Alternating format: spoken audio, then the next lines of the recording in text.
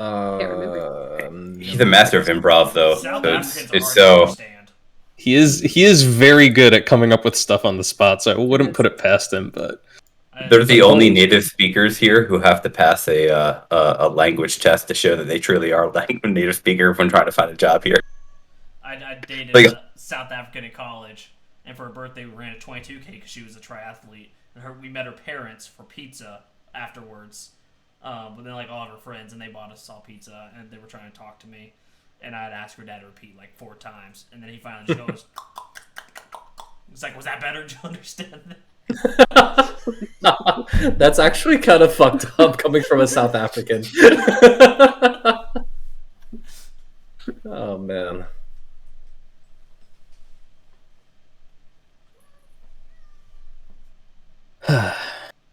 So let me tell you about my land. The realm of the Fey Queen is a proud place. Very cold. Very cold. did you guys? Did you get the new landing page music? Yes. Just got it. Oh, well, now that's because I just hit play on it. But well, I'm not gonna sit here and let you listen to 15 minutes of music, waiting for it to cycle around. But Nope. let's get back to business. Oh wait, I need to record.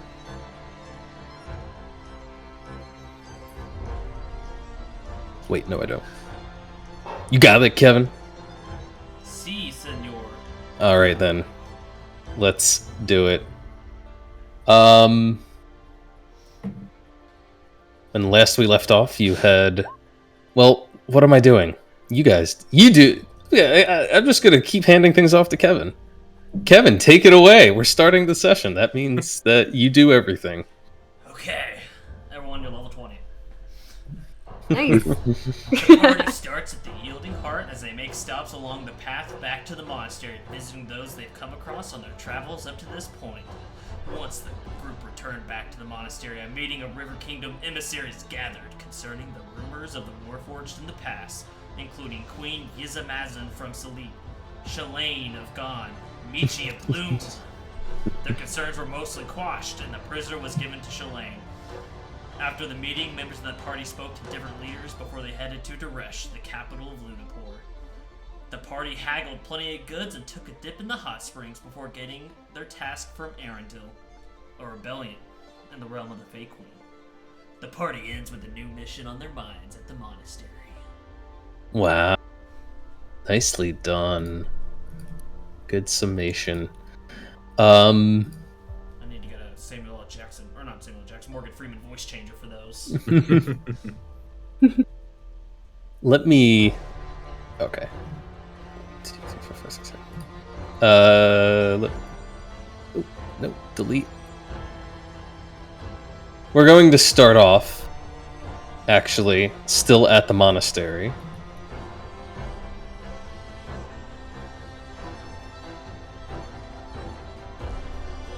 And we're going to... There we go.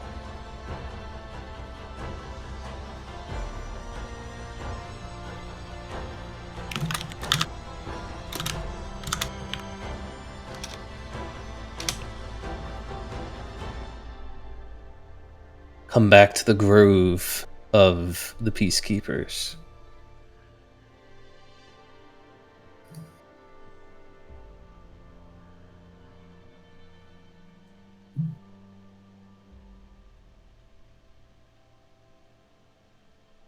Now, you guys got your period of rest, relaxation in at the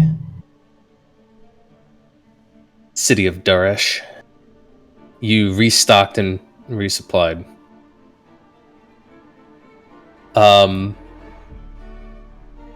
But when you return to the monastery of the peacekeepers, the grove, Arendelle had a little news for you. He gave you the primer, the short version, but that was far from all of the details. And he encourages you when you have time to arrange a meeting with the fellow who brought all of this to his attention and who made the request. It's a human man by the name of Zhurov. And he says, "Now, take your time. Make sure you're all rested and relaxation and all that stuff. I mean, Eldath knows you deserve it, but when you feel you're ready, just entertain him. Hear him out, but keep your ears open and your eyes trained on the fella, because I don't know. There's something about this Zhurov fellow that just strikes me as a bit strange." Muda. Cat, are most people from your end of the world? They strange folks? Depends on what you mean by strange. It could mean many things, none of which are particularly good. Maybe you can answer the question, Naz. Yeah, they're strange. Thank you, Naz. Listen, we won't be able to tell you how strange, what strange means until we find out how strange how strange this man is. That? I'm sorry, Stephanie. I didn't mean to interrupt. I was going to say, you really didn't grow up with them anyway. I lived Did with you? them until I was an adult. I lived at 18. How old are you now?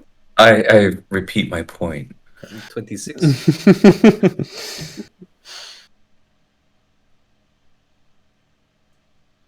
It is my homeland.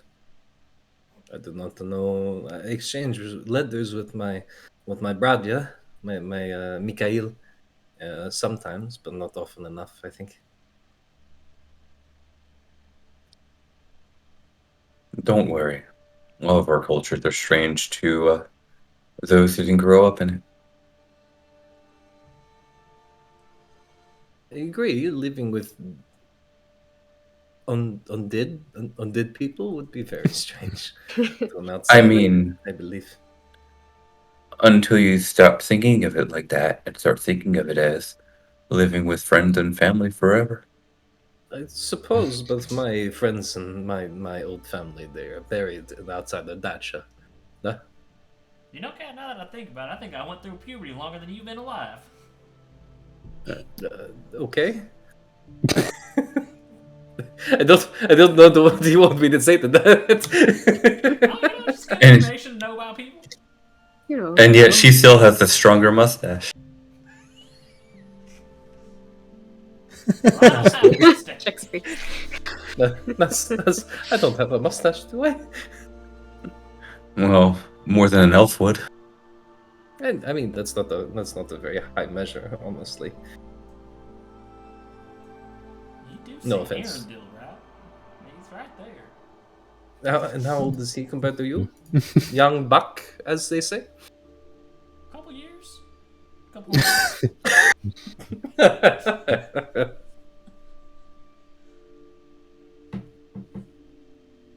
But Still not old enough to know what it feels like to have your knees crack when you wake up or bend over.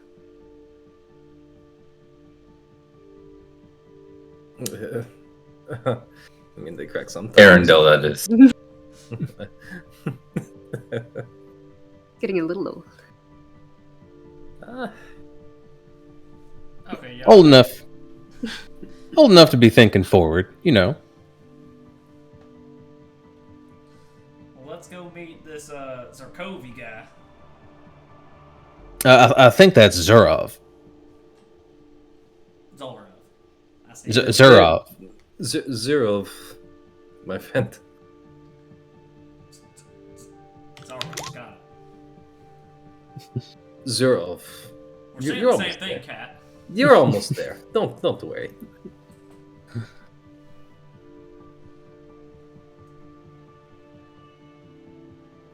So, what do you think? Should we go talk to the Zhurov? Did he have a title, by the way? He didn't exactly.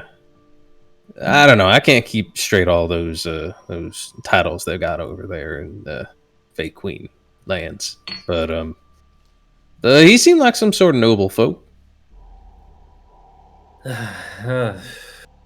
Okay. And she cracks her knuckles in front of her and puts on an obviously fake smile.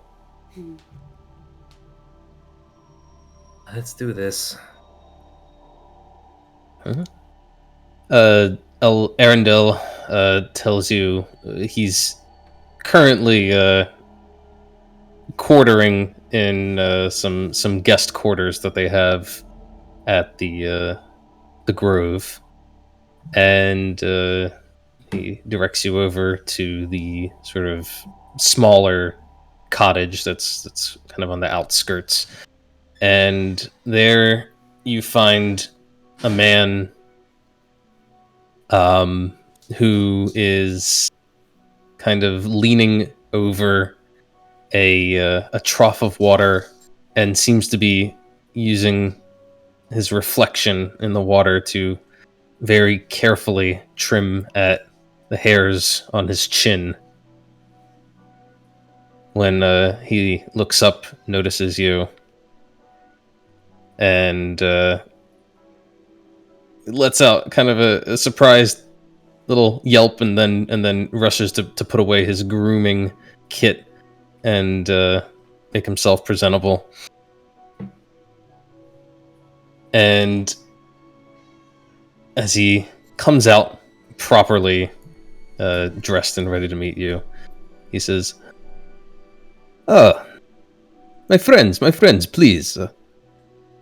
My apologies for not putting my best foot forward for starters. But let me introduce myself. I am Zhurov Siegfried Leonidovich." A pleasure to meet you. The were you true? Good lord, I am Ekaterina Borislavna Melnikov. A Melnikov, here, in the Grove of Peacekeepers. Yes. This world, so full of wonders, they never cease.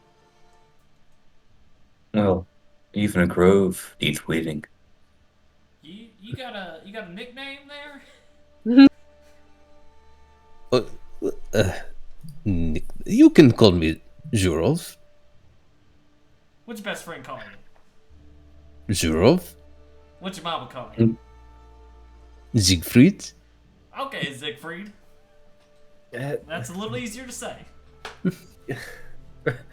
Ryland. Okay, well, Zhurov. I'm Safine. Nimue.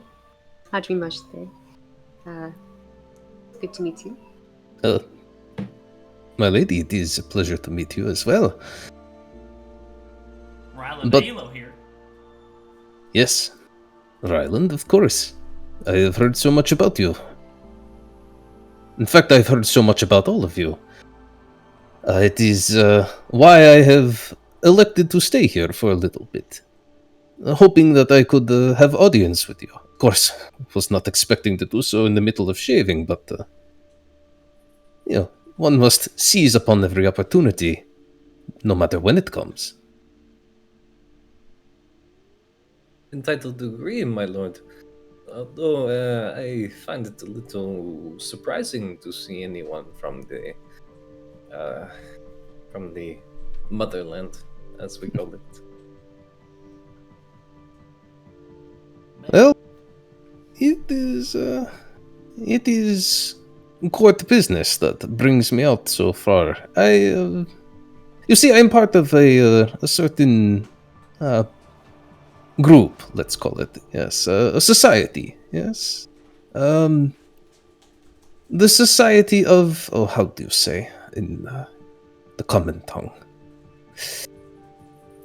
Society for the Procurement of Exotic Goods and Ideas. And the process of procuring often takes me far and wide.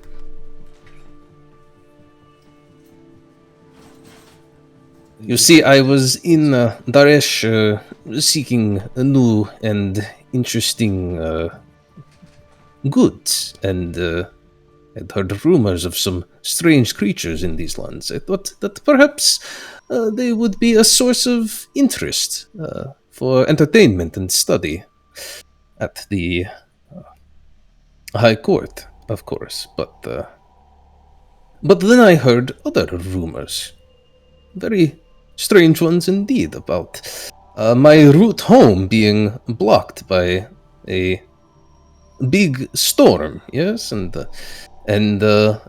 war breaking out on the border. Then I hear more rumors that say it's not a problem anymore, and then I hear that there is a certain small group of people who are responsible for all of this peace. All of this peace from so few people. It is remarkable. I can we didn't wager do nothing. this. We just, I can wager to say that we are very remarkable people, no? Nah, we're not remarkable at all. We just talked to some people who had the wrong ideas in their head. Just set them on a straight path. Ryland is telling Lubitch, you are indeed the most fascinating person I've met so far. Wrong ideas. That is very interesting for you to say, because you see, back in my homeland, there are some people with wrong ideas, and it is leading to so much violence, so much bloodshed. I would like very much to ask you to come with me back to my homeland to help set this situation right. I am a seeker of peace as well. It is why I endeavored to stop here. And I would like to see peace.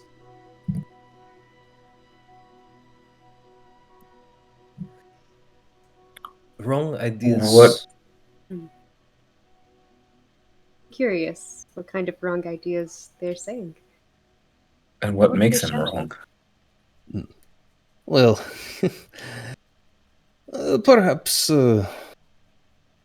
Catherine here will understand. For those of you from outside of the realm, I imagine that you might find the situation there strange, foreign. But for those of us who call the place home, we understand that there is a certain way for things to be done. There's a certain pecking order, you might say. Indeed. I don't think there is no need for to use words so crass as a pecking order. But there is a hierarchy. And at the pinnacle of the hierarchy is, of course, Rusalka. Or, as you might know her, the Fey Queen. Rusalka is not one to be disrespected, but she is a very magnanimous, yes, benevolent ruler. It is good that she is on top. She is able to make life better for so many in her realm, to look after the needs of her people, and to see her realm grow large and strong and prosperous. So, the people who think that they perhaps have a need to disrupt this progress, they are the ones who have silly notions in their heads. Well, that sounds like the Fey Queen's a lot like Eldath. Indeed. Indeed, she is very much like a god. In fact, there are many who would say she is one.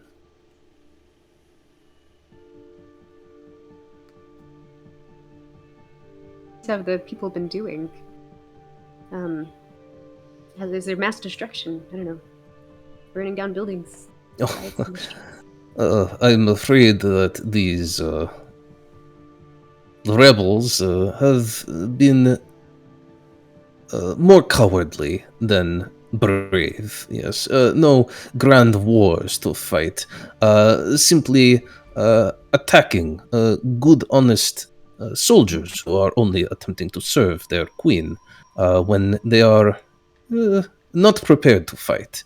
They have been disrupting trade, engaging in banditry. I've even heard of kidnapping in some of the outlying, less well protected towns. The most vulnerable. This is where they strike. They are not honest, upstanding folk who would engage in a proper field battle or anything of this nature. Doesn't sound like they're equipped to do so, so. I would not underestimate somebody who is willing to stand up to Rusanka. They may have silly notions and they may be misguided, but to stand up to her, no small feat. Nor do It- we Not beat need. people who don't worship Eldath. It's fine if people worship someone else.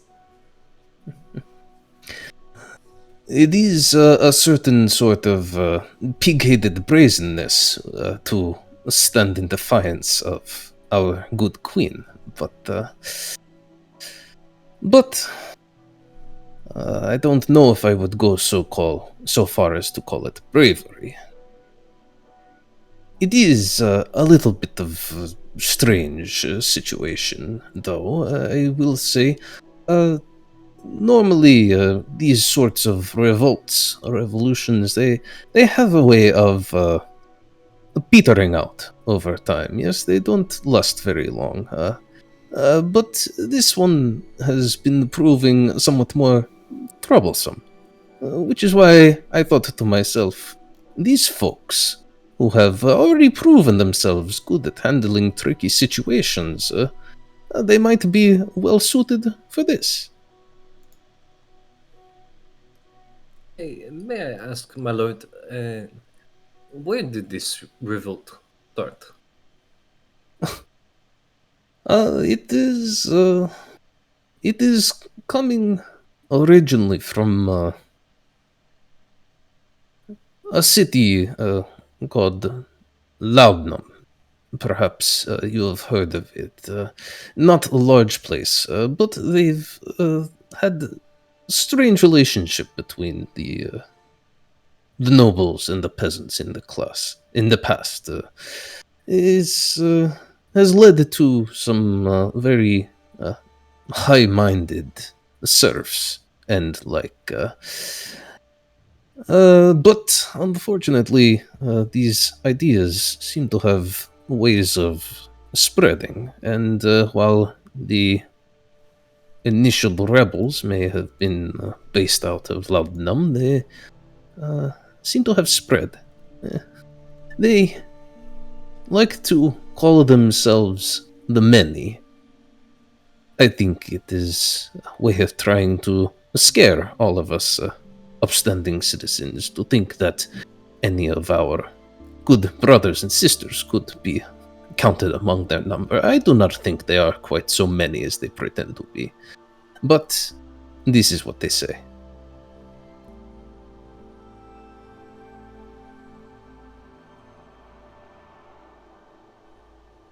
Interesting.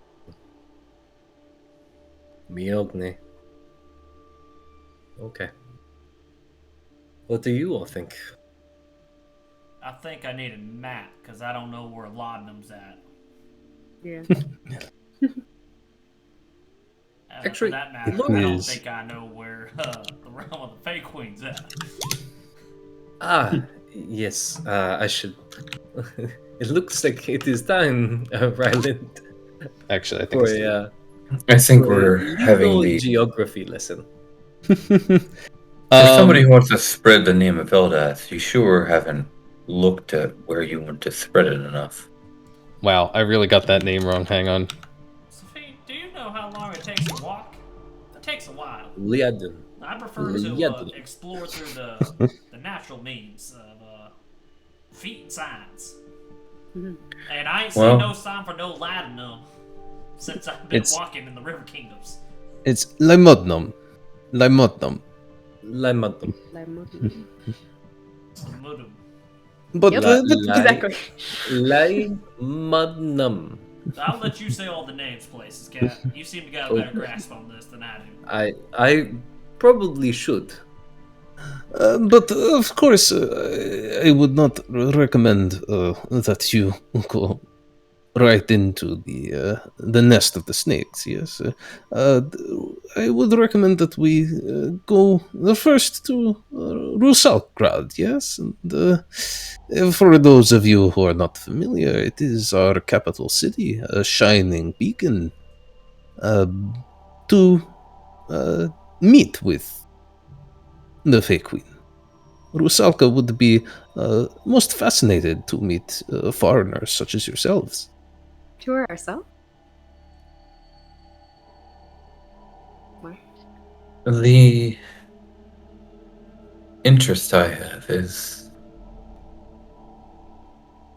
how it's really going to be after it's been painted like that once we get there. And why would somebody with such power and following need to have a smaller group fix the problem for them? Sounds like a problem with optics. You don't want to be seen as the one stamping down your own people. How will we be viewed after this is done? Or what will the image of our group be once the story concludes? Well, of course, you'll be seen as heroes. Heroes of the realm. To the living. Euros of the realm. What?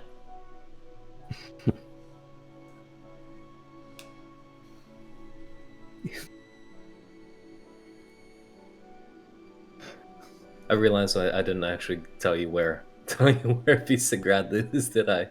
No, That's my but perhaps there's room for it. Maybe somewhere on the Naya River, or that's what I'm thinking. Maybe I don't know. That's pretty close in name. Maybe the Dumgarlik Mountains. I love it. Oh, I'm so happy. You come from the dumb garlic? You got one of these maps with some easier names on it there, Siegfried? That isn't, I think, possible. Right? Don't worry, I can translate for you. I mean, okay? this one's easy. Olg Us. I can read that one all day. It's Ulgus. So now everything's going to be backwards. Instead of Cat having trouble, it's going to be us. It is okay. We will work it out. But yeah, probably in between these two towns. between Maximgrad and Natevka. Zolkgrad. I wish I could roll my R's better before this happened. I learned how to roll my R's. Ikoraf. There you go. Okay. Let's see if I can't make it a little bigger. That should make it slightly more readable. So still gory live Fey, I love it.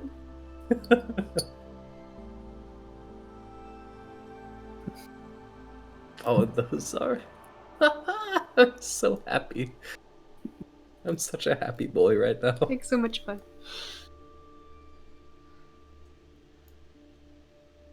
Let's see how happy you are later. What It's are not these? gonna be What are good. these whorls on the map here? Oh, the whorls, yes, they're magical phenomenon. Yes, I see you have heard about the far north of our lands. They say that the magic is so strong there that the land and sea itself shape themselves to the passing of the tides. Now, I'm not one to gloat or nothing about my god, but I think that might have been some impact of Eldad. It's pretty good like that. I'm sorry, what are you guys talking about? I'm lost. Up in the white section at the top. You got the It's sloshy green. world, the Oh. grand world, the deep world. Oh. Except for I feel like I gotta say it like, what's his name from Despicable Me? Like Gru. Gru. World. World. There you go. So nuts. Kaliningrad. Everything's gonna be on fire when we get to Visegrad. I'm gonna tell you right now. Why? if we get there, Are the Germans attacking? I mean, Lauren Farr sounds pretty German to me, baby. I don't know. Maybe Xantham seems more like Germany to me, I but know. I don't know. Never heard of Germany having a bunch of deserts. So. Maybe you haven't heard of the African campaign. That's yeah. Don't you pull that history out on me, boy. Hey, this is not what I was expecting when I came down here. Siegfried, now how do you recommend that we get there in the most expedited way? Well, I could make arrangements for us. I would be happy to pay for teleportation services. Daresh does have an office for such, but as Katarina here would know, there are no teleportation circles in the Starsfall, so we will have to enter at the closest point, which would be minevir. Is a long journey by road from there, but we shall make it one step at a time, as they say.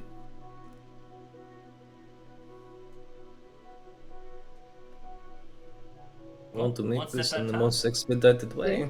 That's how I Be get very Makes the it most wherever I sense. go. One step at a time.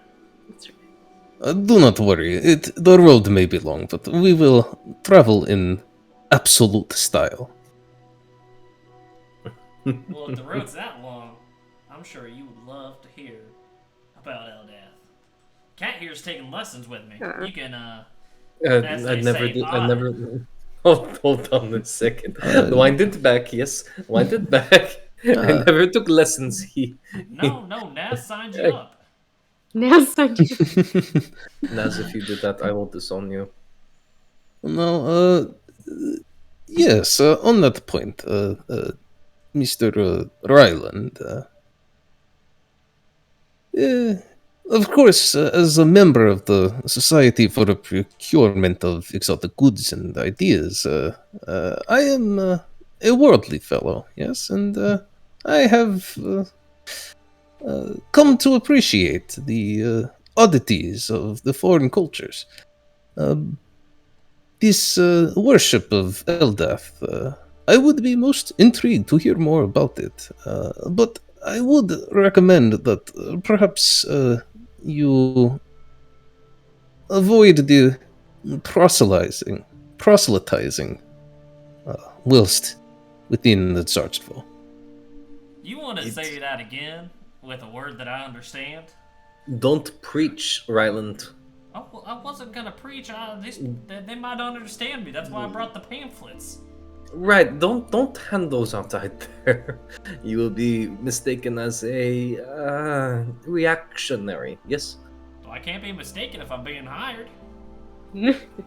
There is already religion in the realm of the Fey Queen, and it is a good and useful religion.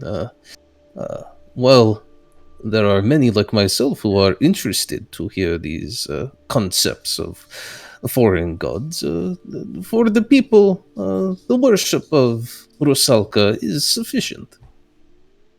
And they tend to burn heretics at the stake. Well, I hate ticks just like the next person, but dang.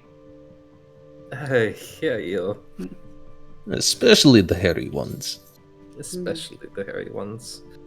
Well, Eldath is. I mean, Ryland is fine then. What was that, Spain? If it's only the hairy ones, then Ryland has no worry. I mean, look at Cat. She's a hairy one. Haven't done nothing to her. He's as smooth as a waxed gnome. Yo, I am not hairy.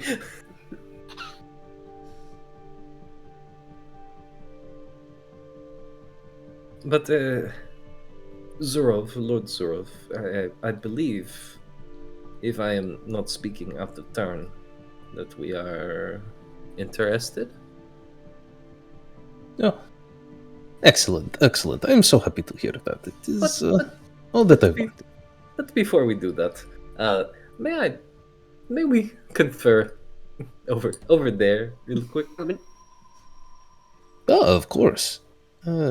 I will retreat to my very quaint little cottage here, and you can discuss, please. Many thanks. Many thanks. Okay, bye, Yeah. Siegfried. I. Okay. So, Ryland, you're gonna have to be very careful if we do this. We're all gonna have I to don't be know brave. if you understand. Careful is my middle name if I had one. Like, you should definitely hand out pamphlets to people. But on the down low, on the down. And I can hang them out high too. I cannot recommend that you pass out the pamphlets.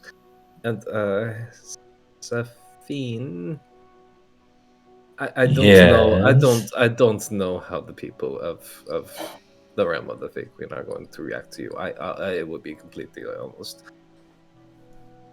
Think I about was just planning on giving our new friend here a truly exotic experience. Yeah, you could. See, that is not a crime, but I am honestly not sure how they would respond to the use of friends and family from beyond the grave. It's not their friends and family. That's usually how they. It's usually how they view it. Yeah, yes. So you're saying that It's I not- shouldn't arrive on a palisade? Probably Carried not. by- Carried by friends we make along the way. Yeah. Yes. The people of the realm of the Fey Queen, as I understand it, aren't exactly the most exciting. So I would just Well, that's just because Offer they don't caution. know Eldath yet. They'll be plenty Yes, accepting yes. once they accept Eldath into their hearts, Cat. Oh, we're all going Cause to so die. much chaos. Unless I'm going to die in the place of my birth. Thank goodness that you only travel on foot. Could you imagine being stuck on a ferry or a skyship or something next to this one, going on and on about Eldath, I would and you probably, can't get out of your seat? I would You just probably jump at that throw point. him overboard, honestly. What was that, name, wife? She said she would just test your god's miracles to see if you could fly. I'm gonna assume you just meant jump for joy. Anyway, what do you all think about this, Zhurov? We're being asked to squash out a rebellion that would make them look bad if they did it themselves.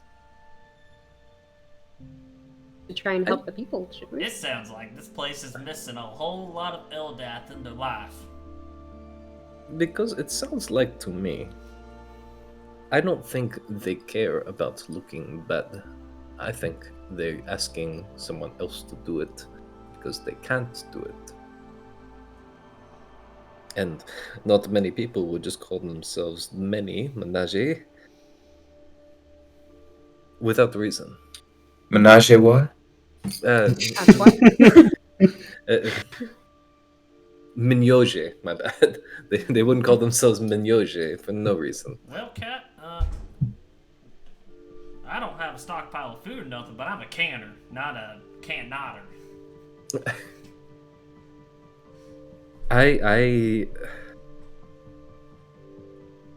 I Just don't. sounds like I'm these not. people need to be touched by a little light. Just This little light of mine, be careful, I'm gonna let because it shine. that's a very nice song. Don't worry, I also have a light touch. Ay, yo. Okay. I feel like the Fey Queen is it would be very interested in you, Sophie. But just remember, everything in this land that we are going to go to is there at her pleasure. Yes. And if it wasn't for her, we wouldn't have any of it. That is why the ideas against her are so dangerous. You understand? Sounds exactly like what we should turn around. Crystal clear. Listen, I like all of you. I do. Oh, that's something. But if Nicest any thing of you've ever this- said to me, Cat. If any of this threatens my family, Hmm. I don't know if I can go along with something that would cause chaos. Well, we can always pull the cord, so to say, and bounce back here once we wake up 7. Yes. Where is Maybe Zajic? the world will just be better without the Fey Queen. Whatever you do, don't say that. It sounds like we need to go in and find some sort of peace, right? So no one else gets hurt. So there are no other family that's lost. Yes. However, we have to do that. I would highly recommend not getting involved. Observing, making a recommendation, and then leaving. LDAF Perhaps we consultant can- service at your service. That's is all I would recommend. Getting wrapped up in a conflict that will undoubtedly take many lives without recompense, and what for some silly idea of liberty doesn't make sense. Ugh, it gets me, Katchan. The many sounds exactly like the fall. Ay. Do y'all think the cult's in the realm? If they were, the Fey Queen would know. Oh, we definitely need to go talk to the Fey Queen then. We can also always talk to the Fey Queen and decide if it's for us or not. Visiting doesn't mean we are accepting the job. That's true. That is very true. And besides, I can show you my birthplace. Visegrad. Very nice place. I was hoping you said birthmark. Maybe You guys later. keep but- talking. I'm but- gonna keep thinking about sharing LDAP with all these folks. I'm So- still gonna be busy in my own head. Okay. What's our safe word, code word, if we decide to? We're Can not it be going an to easier accept it. word than last time? I still cannot say what the Watermelon? what the million. Mm. Sure. What about squirrel? Squirrel. Hey, Nope, Yeah. not that one. Something easier. squid. Um, How do you even make that noise with your mouth? Lots of practice with your mouth. oh yeah, you'll have to show him, Sophie. Excuse Stop. me? Stop. No. I have to say, I am very glad to be going back to a place where they speak a language I can understand very well. Handicapped Oh, without you. what's that? Well, I'll be kind of handicapped without you. You'll be fine. Most people speak common, or at least a little bit of common. or at least a little bit. At least you'll be able to ask where the latrine is. Yes. Maybe the library. You'll have to teach us some Russian. I don't know what this Russian you know. is. I know. But What do you call it there? that is a great question. Let me think for a What's the moment. capital again? Maybe What language do I speak? Versadian. As you probably speak I mean, what you're speaking is probably the Zdarl tongue. It's Daro. Ooh, I like that. Does it have a Z in it? It does. Oh, oh yes! I'm so happy. And those others you've been referring to Oh, are shit. the Why is this happening? who's it? Who's it? the from the Husai? I love them. They're great. Who's it? This is Daro. So are we the Zdari people? Oh, I like it. Zidari. Yeah, I mean, we've got a whole oblast named after you, so. Oh, Zadaro, I love it. So I speak Kuzit and Zadaro. I like it. Maybe a little bit of Dolina. Sorry about that, y'all. I'm back. Sounded like Eldaf came through my garage door. Well, Dolina is not a people. a people, yeah. But the Zdaril and the Huzit are both. Gotcha. Okay, good See, stuff. the ninjas, the people at my monastery, very good at kidnapping, attacking soldiers, disrupting trade.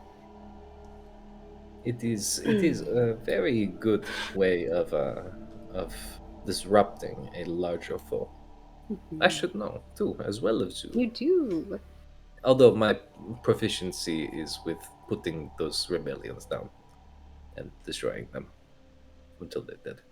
But you know, we're going to work that out. But Well, where did he say he was gonna teleport us in at? Minevir. Minivir. It is the only place in the Tsartsville that permits teleportation. I see. Minivir. It's all the way down at the bottom tip of. Oh my gosh. You're going across. We're gonna get on the on the Trans-Siberian Railway, baby. Oh my god, we're actually gonna get on the Trans-Siberian Railway, aren't we, Anthony? well, Oh my god, we're getting on the Trans-Siberian Railway, aren't we, Anthony? well, Kat. While you might be apprehensive about me letting it be known that we raise our family, it does sound like your culture will understand crushing your enemy and raising them to fold your linens for the rest of their lives, or unlife. You're not incorrect. Although I think we prefer to take our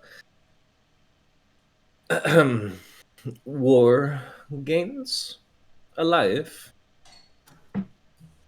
Or failing that, put them into a bunch of debt, turn them into serfs, bind them to the land, and never let them leave. But that is a whole other thing. Don't worry about it. Aye. But I wonder what Zaychik will say as soon as he comes back.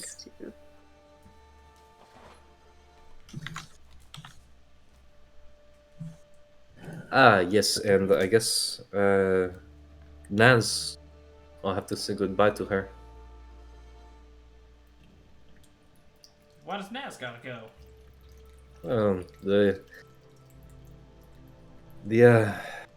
The Ursa have been alone for too long, and as much as I trust my captain, I'd prefer Naz be there, and I have this weird feeling that maybe we might need some backup.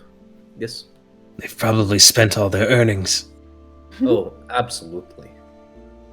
So, Naz, what do you think? You could take them, and you could take them to the north of the Xantum?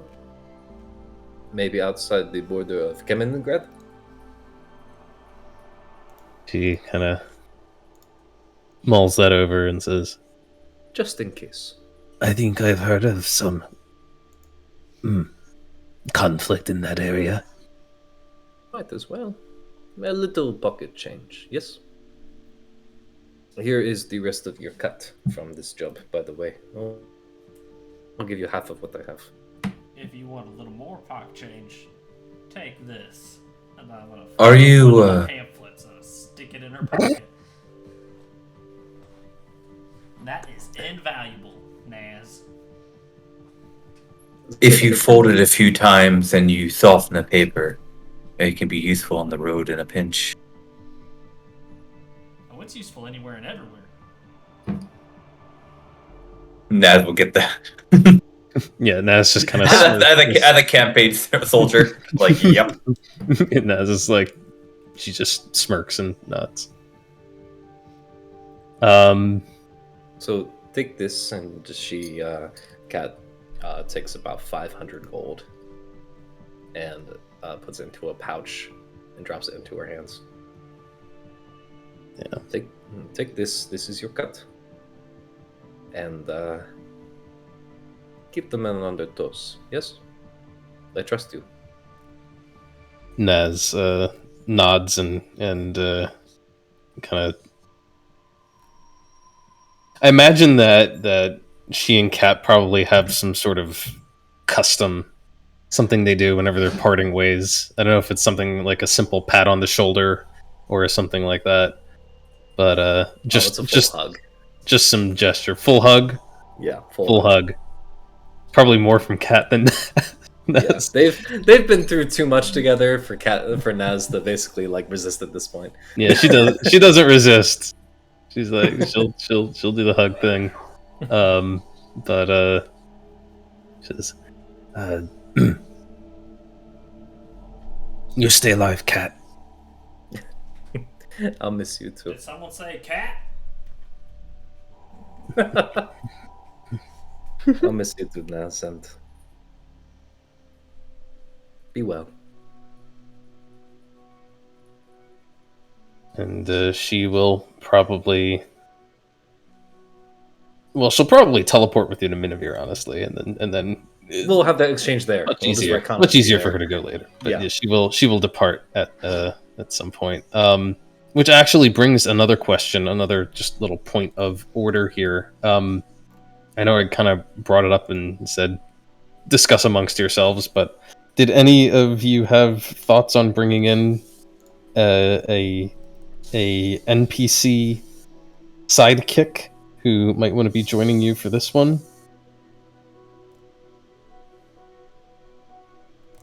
You guys think? Do you have some, Sabine? Come on, Safine's got to have a gimp somewhere. You're not wrong, but you don't know. I don't know. what do you mean? Things will come to light eventually. No, I was actually just going to build one. I was trying to find the undead, the reborn race. Yeah. Yeah, you can use that. I might make a quick reborn rogue. Yeah, the typical And you remember Hocus Pocus when the undead had his mouth sewn shut? Oh boy. What was his name? Yeah. I don't remember. I forget. Yeah, Cyric is not the one to bring in as a. Oh yeah. That's a pure backup character. Give me a little bit. I mean, it would also really make sense to have, and I really want to set this up. I think Ryland should bring out a brand new acolyte, kind of like the Mormons go out on their 2-year thing, and this could be those two try not to get in trouble processing LDAS in a Eventually, Cat's just gonna stop trying to stop you, and then you guys are gonna get chased out of every village. So I don't mind making an undead rogue if we're going to do that, or because I think that skill set might really help us. I do have to say, it does also sound to me like this would be a perfect opportunity to bring in one of Nimwe's companions. A lot of there. You could all meet Merlin. I was thinking about asking Merlin if you'd like to join. Merlin. Mm-hmm. But we could use a rogue, like Le Fay. Morgan Le Fay. Did we meet Merlin? Did we meet Merlin in the opening cutscenes, or was that Gowan? Was that someone else? It was Gowan. That was Gowan. Okay. Yeah. Well, I'll leave that one up to you guys to decide. We don't necessarily have to decide it right now, but you guys can decide who wants to run a sidekick this time, and we can bring them in when they are ready to roll.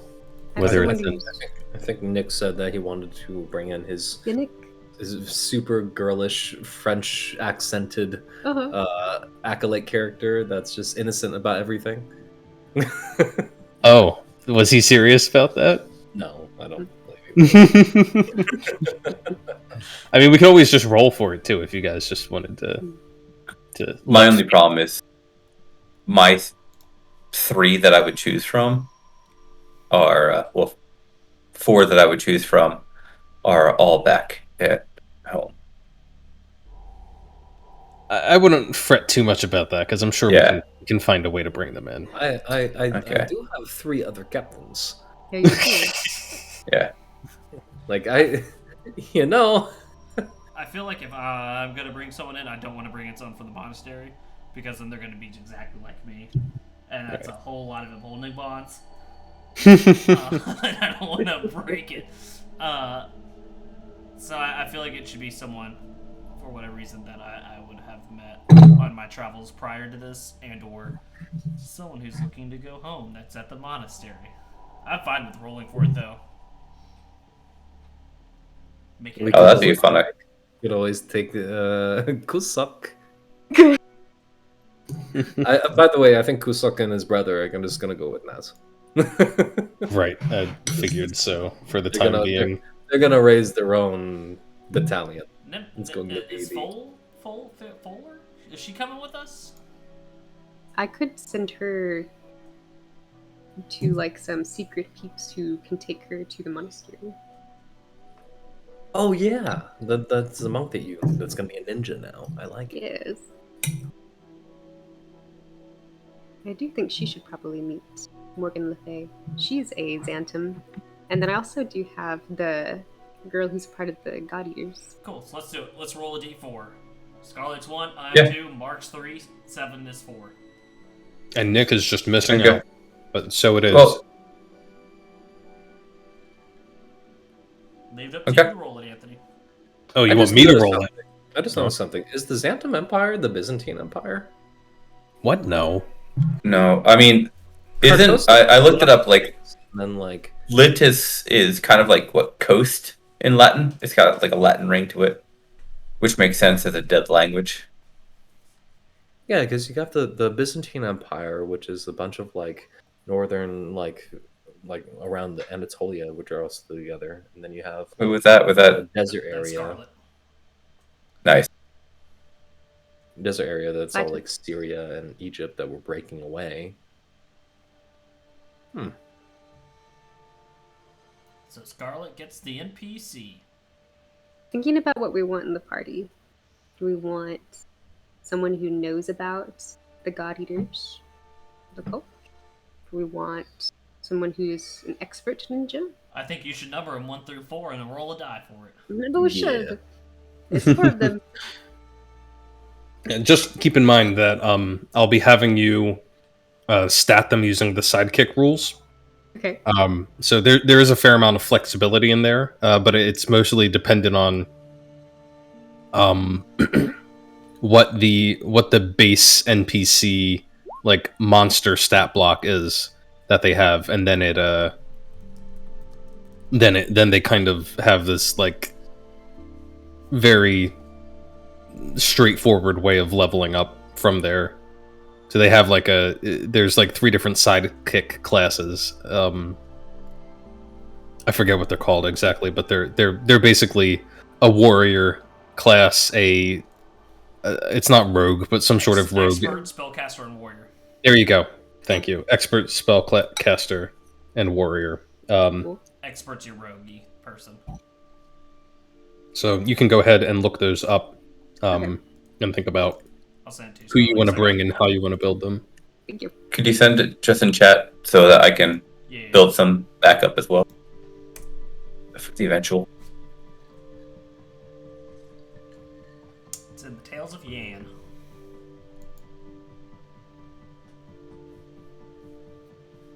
I'm really excited for you guys to meet them.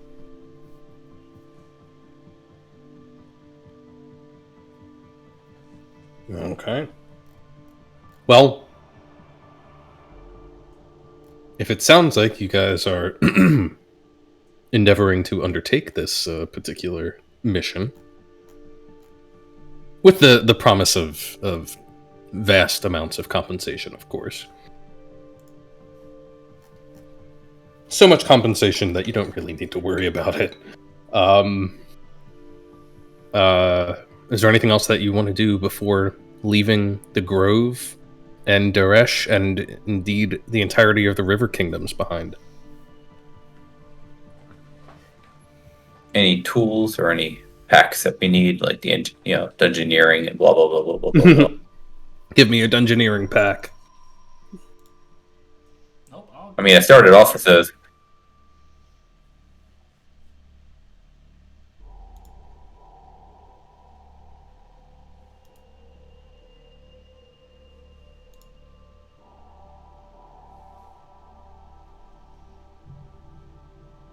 Sounds like everyone has what they want or is ready to go. That's a good 10-4, buddy. I'm assuming. Okay. I just can't. My sidekick is a druid named Jalith. I kind of do love the idea, though, of you bringing in a young person who's just talking to everybody about, hey, you heard about Eldath.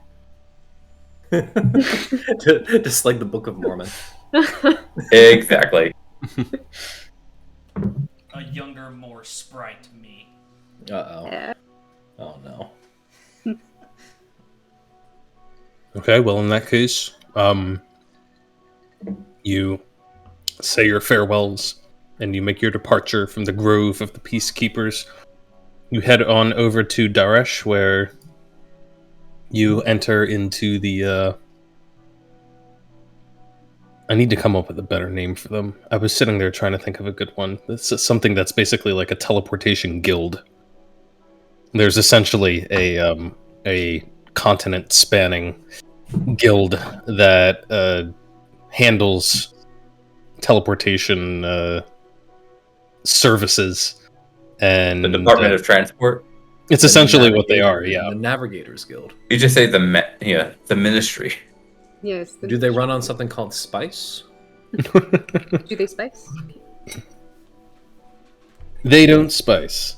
They don't need to spice, but they Spice do must flow.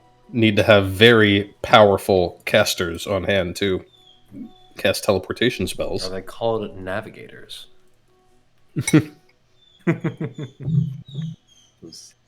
And they also have actually fairly secure offices to prevent anyone from teleporting in who's not supposed to be. Interesting.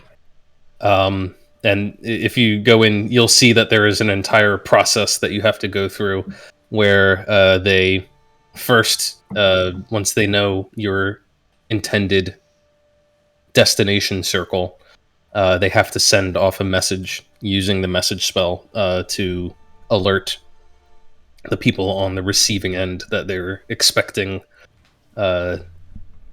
travelers, and they describe them. They give them, they basically tell them who you are, what you look like, so that they know who to expect on arrival. And then once they get a message back and confirmation, you are good to go. And they take their fee from Mr. Zhurov, who readily pays for transit for all of you. And then, in a heavily fortified room that you see has several circles in it, actually, probably about a dozen of them. You are sent through and have a caster on hand to perform the appropriate magics. Use the correct runes to open up a glimmering portal that seems to dissolve at the edges, but in the center of it you can see through to another similar looking room. In fact, it's so similar that at first it doesn't look like you're looking at a whole different place. It looks like you're looking into a mirror that's at an angle to reflect back the room that you're in. Almost like when, you're playing the game Portal. And there's only a brief moment for you to step in and utilize the portal. But you go through, How many of you do you think have teleported before? It's definitely, it's not the way that the average citizen gets around the world. It's definitely kind of like flying first class, but even more so. I'm pretty sure cats teleported at some point in their life. Maybe. Nimue would have. Yes, I would've- I visited the River Kingdoms as a child. Family vacation. Yeah. The chamber had many specialized rooms, but arrival for VIP with one of them. Then in that case, you know that as you step through the circle, there is a certain strange dropping sensation in your stomach, as if you were suddenly falling incredibly fast.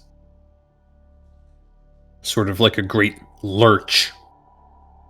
And as you come through on the other side, I'd like everyone to give me a Constitution saving throw.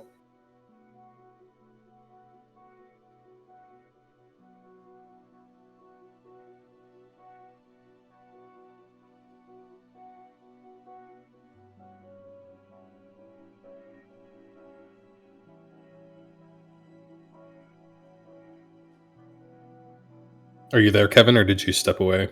He stepped away. Yeah.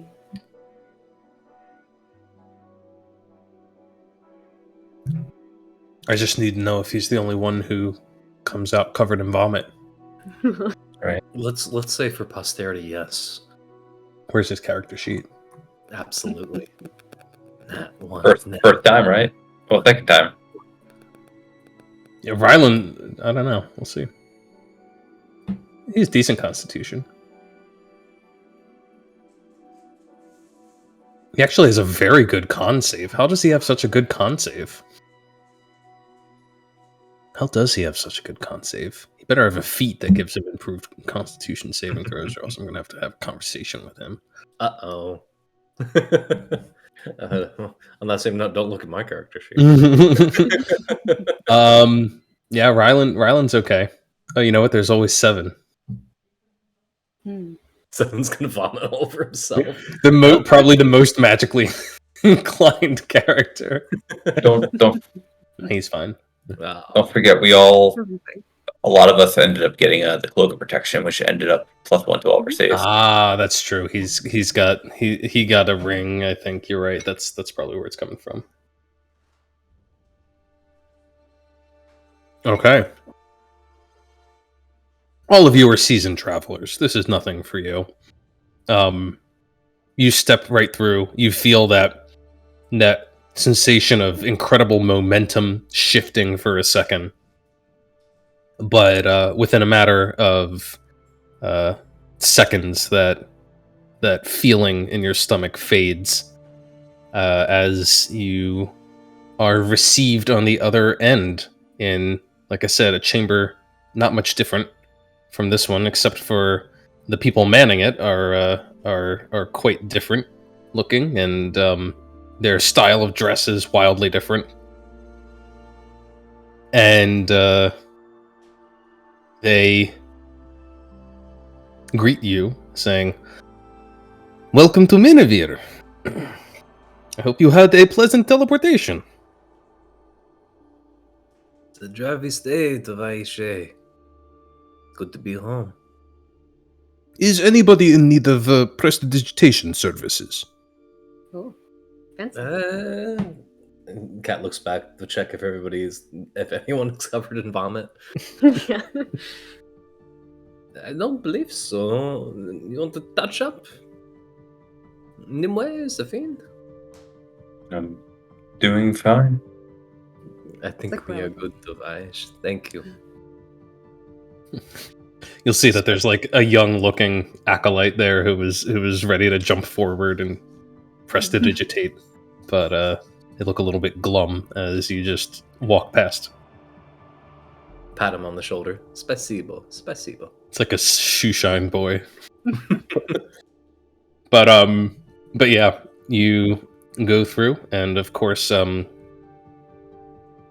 you match all the descriptions and stuff. They kind of give you an outgoing check, make sure that you are who you say you are. You look like who you're supposed to be. They hit you with some detect magic. They note the copious amounts of magic items that they have on you, and they direct you to a separate building, an office to handle your intake, your incoming into Minevir and the realm of the Fey Queen. Apparently, they don't do that kind of processing, but it seems that there is a service nearby. And as you step out of the building and onto the streets, you feel a stiff breeze which comes blowing in off of the port Minevir. Brings with it some rather unpleasant smells of rotting fish and, well, some sort of funk that you can't quite put your finger on. But the sky is a lovely shade of blue and pink in this hour of the afternoon as you gaze upon the city sprawled along this coastline here. Looks something like this.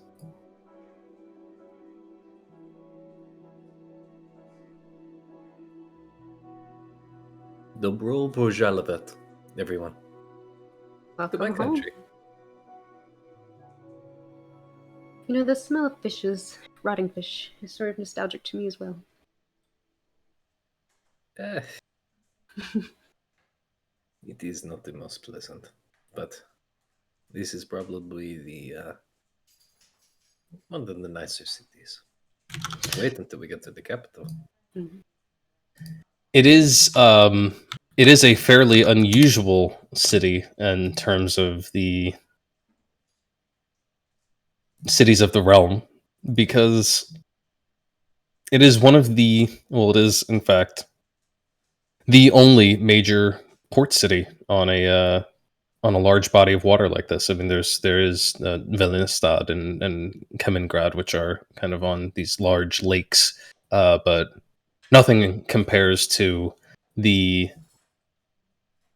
scale of shipping that goes through minevir. In fact, I'll take history checks from all of you. Kat, you can do so with advantage. Oh.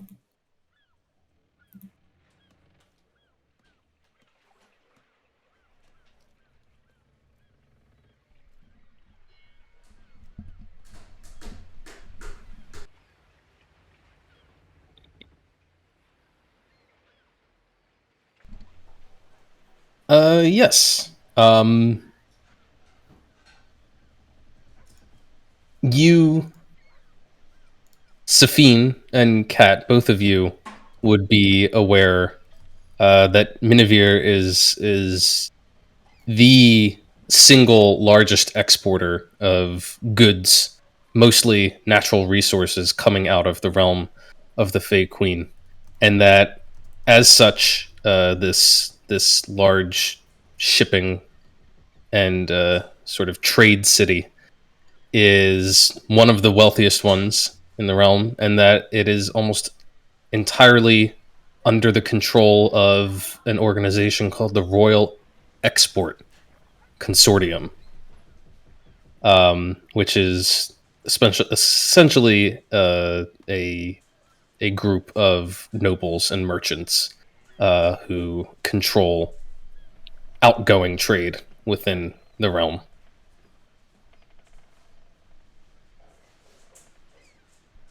This is not the audio track I wanted. What is it called? A noble oligarchy, you might say. Right. More like noble monopoly. Mercantilism at its best. Yes.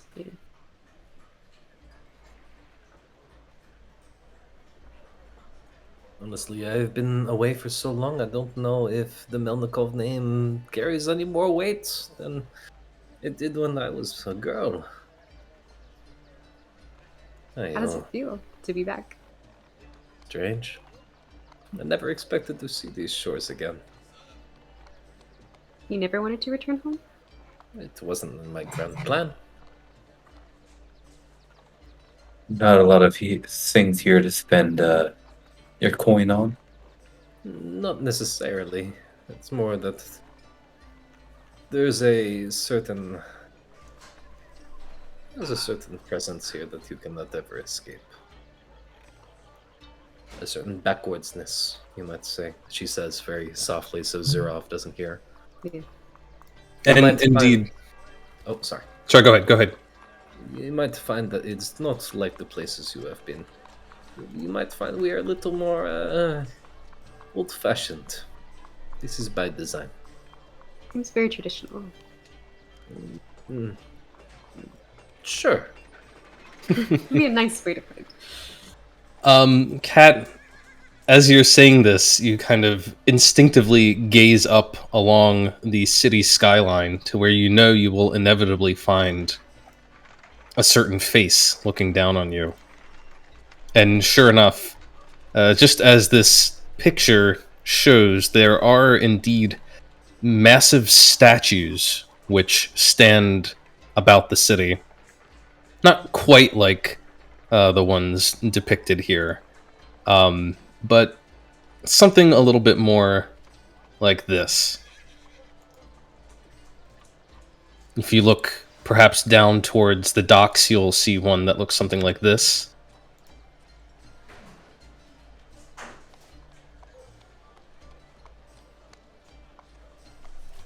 And one that is up in the hills in sort of the highest elevations of the city, nearer to the city's edge, looking in towards the dock and the castle at the heart of minevir. Looks like this.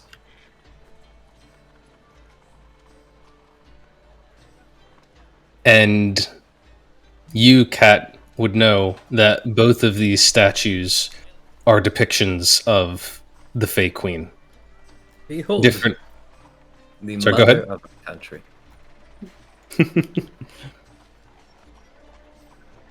One of them is an aspect that is known as Vodunoi, and the other is known as Nikor. She has two aspects. Two. Many? Many aspects, I think. Am I wrong? Am I saying that? Am I speaking out of turn? You gotta. No, you are not. You gotta wind me back here. If You I are can not. speak English. Careful what you say, you might make it canon.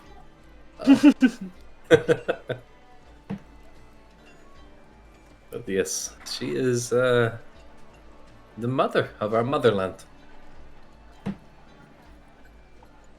She's beautiful. She is. She is indeed. And you only really have a moment to take this in and kind of talk amongst yourselves as Zhurov is leading the way across a courtyard to the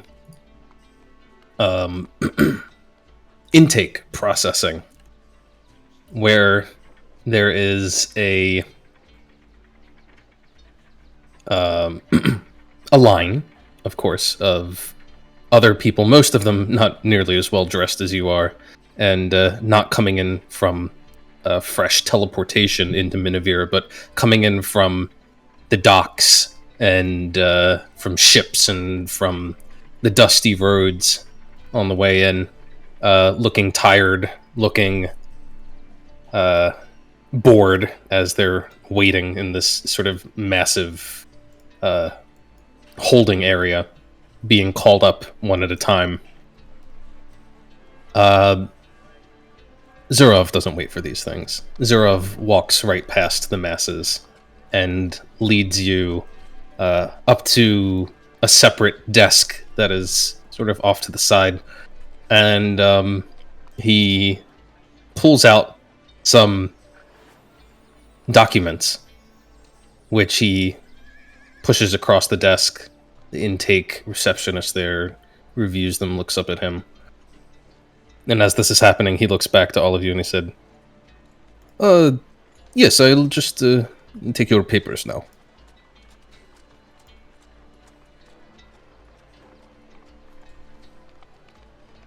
You do have your papers, yes? Zhurov, my lord. Do I don't have need some papers. for you? You don't need my papers. I was going to say, you needed me, so you should have prepared it for me. Yes, my apologies, of course. This will just take some extra time for processing. He turns to them, to the receptionist at the desk, and starts speaking in Zdarl, and of course, Kat realizes he's saying he's gonna need to have new papers drawn up for these people, and you can see the person behind the desk just sighs, rolls their eyes, and begins pulling out stacks of documents and forms. Like I said, there is always a presence here. Always watching. It is the stench of bureaucracy. And it takes a while for your papers to be drawn up here. There is a let's see. There's someone who enters the intake processing and kind of glances around, but they stand out.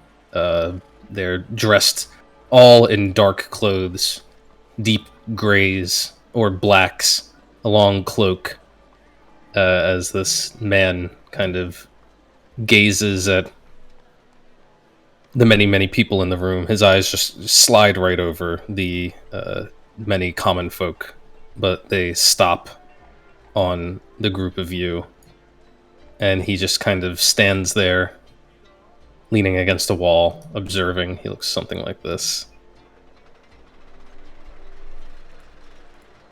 Lovely. Is he wearing any kind of mark? Any kind of,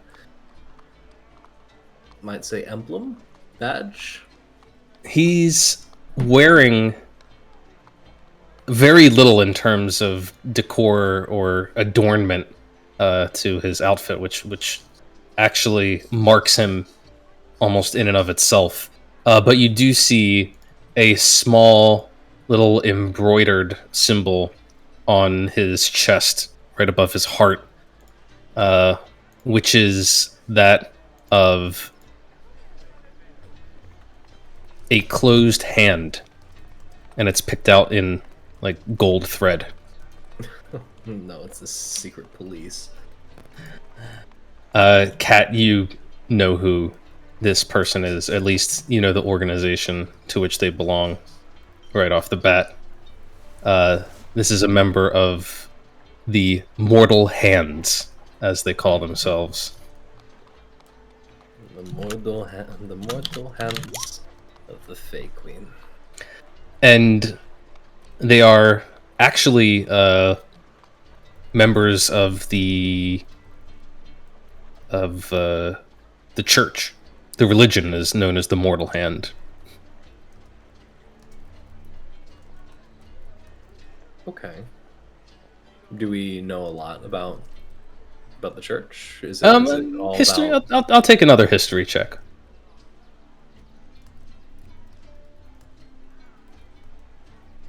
You can do it again with advantage.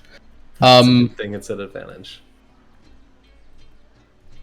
Yeah, I mean, you know, you've tried to stay well clear of them in your youth, Cat, and you haven't. You know, as an adult, you've spent most of your life out of the city, but you know that they are essentially the state religion here, and that they observe the...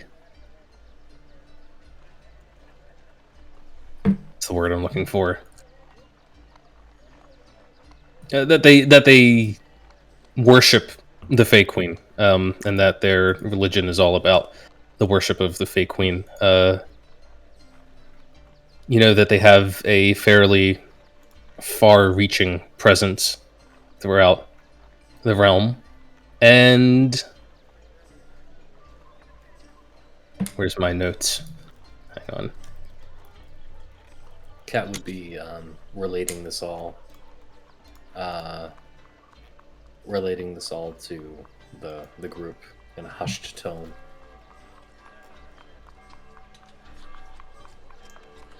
They are also a bunch of assholes. Can I insight to Oh, see if that's- he may be amiable to learning about Eldath? That is the exact opposite of what I just said. You. Cat, the other little bit that you know about them, is that their main holy text is called the Inculcations of Omnipotence. Oh, that sounds rather culty, doesn't it? Inculcations of what? Inculcations of Omnipotence. Oh, am I in modern day China? Oh, that's a lot of fun.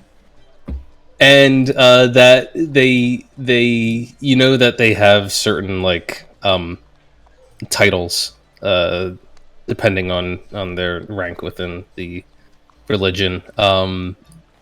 You don't know all of them off the top of your head, but you know that the most common one are called carriers, and they're essentially like low level like priests who you know, disseminate the religion and conduct services and such for the common folk. Okay, And does this guy seem like more of like He does not seem like a carrier. he seems like a inquisitor or something like that. He looks like somebody who's on the lookout for troublemakers who try to spread the word about false gods. I think I'm gonna love the pageantry of this place.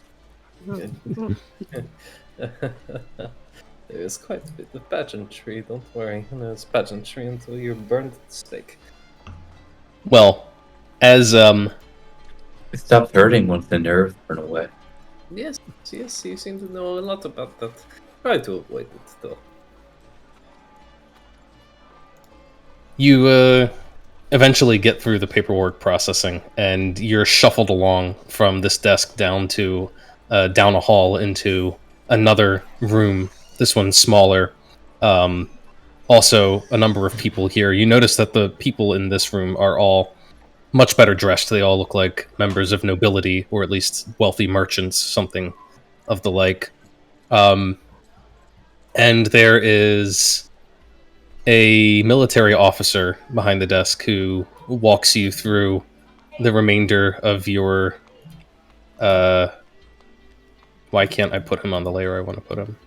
I think the I think server just went down for a second. Roll 20 is lagging pretty hard. Yeah. There we go. There's an officer there who kind of walks you through the remainder of the process, double checking your paperwork, and he picks up a wand, kind of waves it in your direction, and the wand begins vibrating and making a I have soft one of those. chiming noise. He just gives Safine a look, and he says, "You're carrying magical weapons, arms, and armament. These things need to be handed over."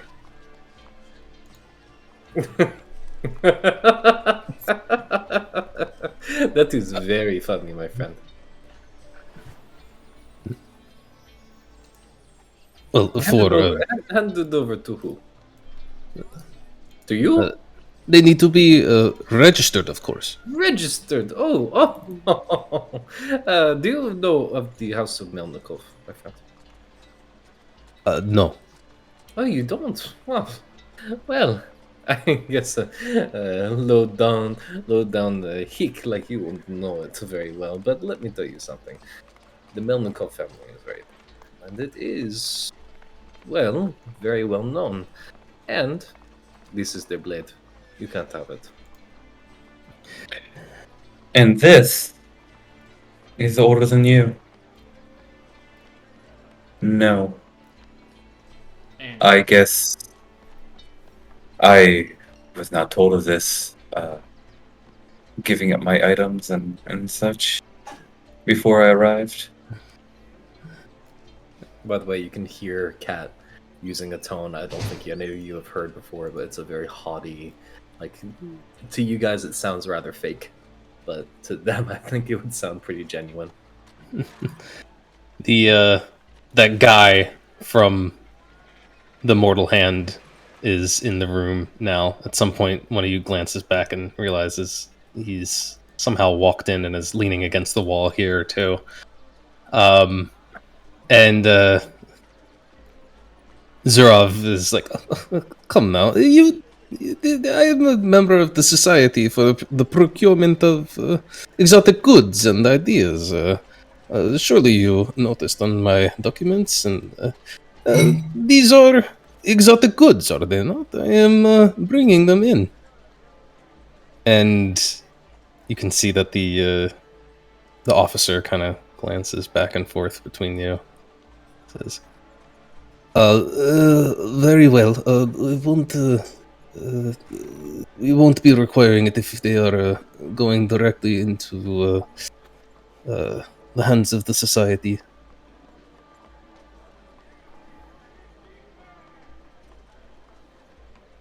Zhurov kind of gives him like a thankful look and then just turns to you, rolls his eyes a little bit.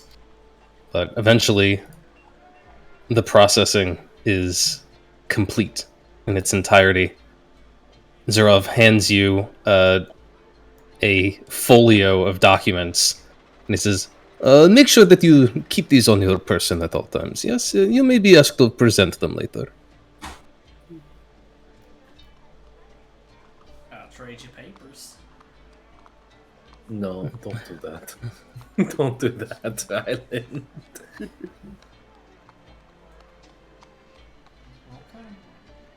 Okay. Cat's also gonna look back at the man who's been watching us and kind of give him a quizzical look. I mean, He- what do you do when you have individuals who, for their own magic, without items? Sorry, can you repeat that? What do you do when individuals with the ability to cast magic come in? Do you register their fingers?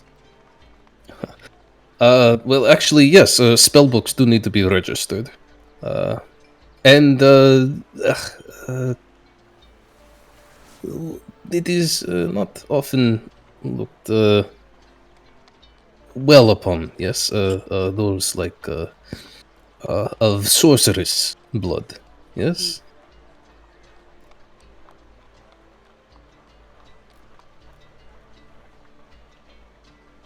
Cat just rolls her eyes. Are we done here? Yes, I believe finally we are done. Let's get out of here. Take in the city for the evening before we depart in the morning. We do have many miles ahead of us. Hey,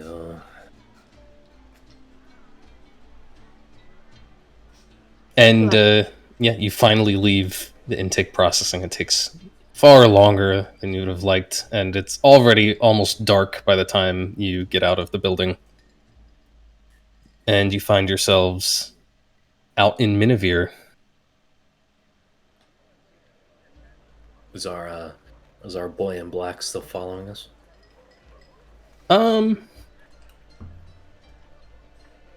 You can give me a perception check. I'm checking. Oh, you're checking? I'm checking Please. too. Go for it. The fiend don't care. Why is my roll 20 is spazzing out real hard? Yeah. Same. I'll just give Ryland. Can I give Ryland advantage? I don't need it. I'll point him out. Right. Yeah, you did good. Oh, Yeah. wow. Okay, never mind. I just saw that. Good stuff. Ryland, you're fairly confident that you saw him exit the intake processing facility shortly after you guys left. Like as you were maybe about to turn the corner around the street, you saw him coming out. But when you look back as you continue to walk, you don't see any signs of him. Any guards around? Yeah, I mean, there's guards around. They're on the street. Every once in a while, you'll see like a group of 2 or 3 patrolling, but they don't seem to be like, watching out for you in particular. Cool. So I'm like rummaging through my pockets, Do accidentally it. dropping some. Yeah, I'm just so Yeah. busily rummaging through my pockets, I don't notice the papers falling out of them. Nimue's gonna get like real close to Ryland. She's like, pass me some. Why are you two the way you are? Ayo. Well, you see, a long time ago, Papa Arundel and my mother. You know this part? Should I keep going? 'Cause you know. No, please, Ryland, explain the whole thing to me. Stay for another time. It'll be one of the Eldath's lessons. Okay. So, Ryland is trying to. And my cloak is so long that it's not very obvious. Like these papers are just like appearing on the street. They're just fluttering about your feet as you walk. Yeah, Ryland is covertly distributing documents, pamphlets, as you walk the streets. Is there anything You know, else? if you can fold them into little birds, I could send at least 10 of them around. I like it. You are all going to get Animate objects of the pamphlets. We are Please going do. to go to a gulag in the middle of the fucking steppe oblast, okay? What did they say the name of this place was again? Minevir? Minevir. Yes. Is there a large veer nearby? Siegfried? Or a woman veer. You know, how about we get some coats for you all? You know, it's frightfully cold. I think the cold is getting to your brain, yes? My cloak is pretty toasty. I'm gonna do a nice Yes. little twirl. I need you to, you know what? Let me see, and then you see Kat just like buttoning up the hood and like putting the collar up to like Yeah. so like, it's like a Christmas story, like getting the kid all wrapped up. He just ties off the hood and then just keeps walking. I Come on, appreciate you Ryland. caring about my well-being, Cat. I'm here for you, Ryland. Oh, but I already got new clothing for here. Oh, You sweet. did. That's actually true. Cat got her jacket back before Oh, yeah. you left the Oh group. yeah, I really hope Kat got her uniform back. Yes. Klaus ran back with it. All right, sweet. It's good to know. This is what These are good Safine things. has on now. Typically Ooh. bare-chested Safine. Nice. Nice.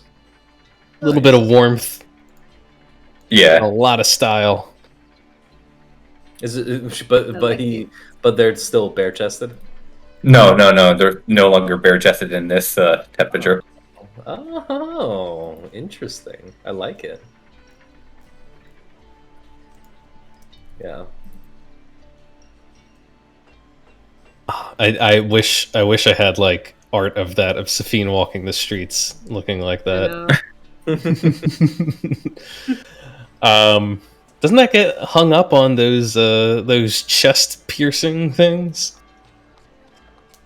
Well, if you do piercing with hollow needles and then you let them grow, they'll keep the hole, so you can put them back in whenever you want. So they just remove their piercings while they're fully clothed. Yeah, or you know, you can also just get blunted ones. So That's true. that's probably the easiest way to get blunted. Shorter piercings.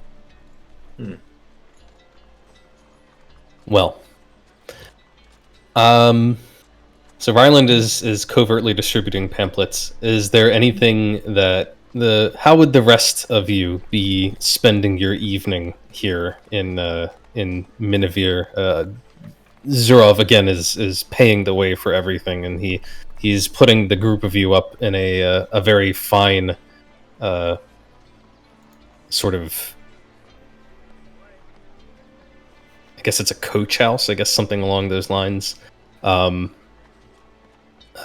is well appointed and keeps you living in luxury.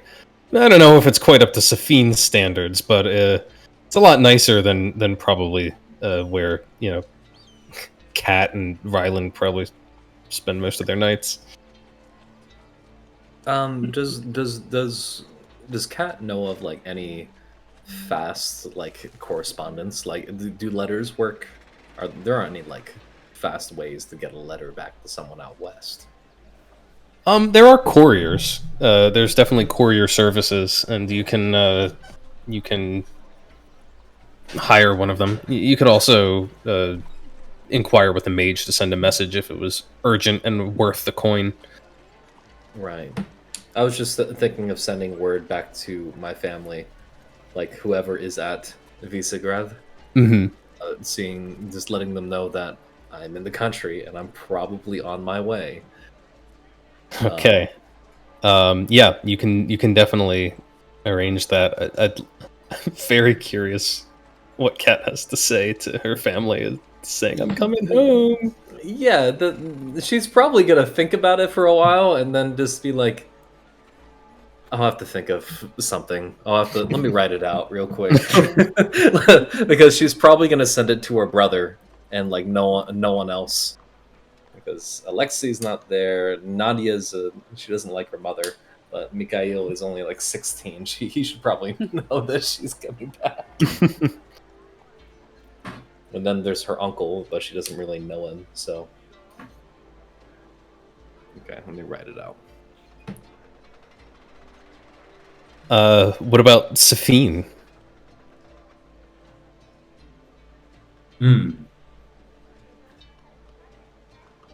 I think, yeah, the only thing I want to do is start pestering Kat about information, but I would let them have their space as they are writing their correspondence and seem to be. She would happily chat as she's writing her letter. Okay. So, Safine, how can I help you? a godlike status and worshipped, and maybe a god herself. Don't say Do you have anything this? different. Do you have the story about how she came into power? Kat pauses in her writing for a little bit, for a moment. Does Kat know? I don't know. So I don't think we ever talked about that, Anthony. No. How did she get to power? Does she know? It's like Safine and Kat have a conversation, and it's narrated by a voice. as narrated by as the GM. I will say this. Kat, give me a religion check. I'm just having you make all of the checks to see how much you know about your own homeland. Oh my god, I'm not trained in religion, man. Yeah, I don't even have This- any bonuses. This is. I think this is probably accurate though for Kat. That's true. It's very true. She doesn't know a lot about the Fey Queen herself in terms of. Well, I mean, she knows something about the Fey Queen herself, but she doesn't. She doesn't actually know. When the Fey Queen came into power, she doesn't actually know how old the Fey Queen is or how long her reign has been. Was the Fey Queen's rise to power a big enough, like political event that it would affect the Zentum Empire for Safine to know, or is it Yes. just like It definitely would, because Safine has been around for a while. Yeah. And how old is Safine? Like, roughly? I will text that to you. Okay. Actual secret info. Highly sought after. Oh, okay. Oh, seriously? Okay. All right. Yeah. Safine would know that then. Not exactly, because outside of the realm, even it's a little bit hazy. But you would know that you first started hearing rumors in Xantum of a Fey Queen sometime around 200 years ago. Okay. Although exactly when this queen was born or came to this plane or rose to power to control this entire region and grant it her own name is debated and hazy.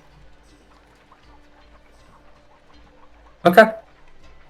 Excellent. One thing I guess Kat would tell you would be like, I do not know much about where the Fey Queen originally rose from and when and even how long she has been ruling over this country, but I can tell you that my grandfather was raised to nobility, and that's where the Melnikovs got their name and their status.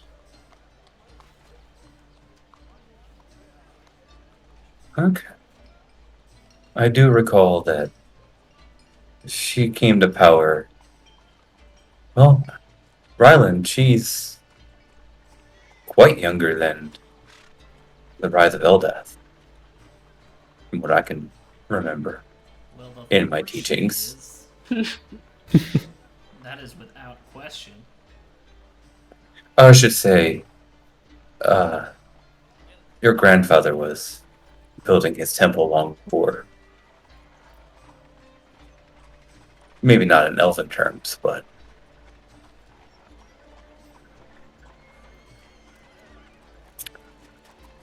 I guess we will just have to find out. I suppose so, Sophie. I It think would be. somebody who obviously wants to be worshipped this much and made statues of would love to share a story about themselves. Surely. Safine, I will say one other thing is that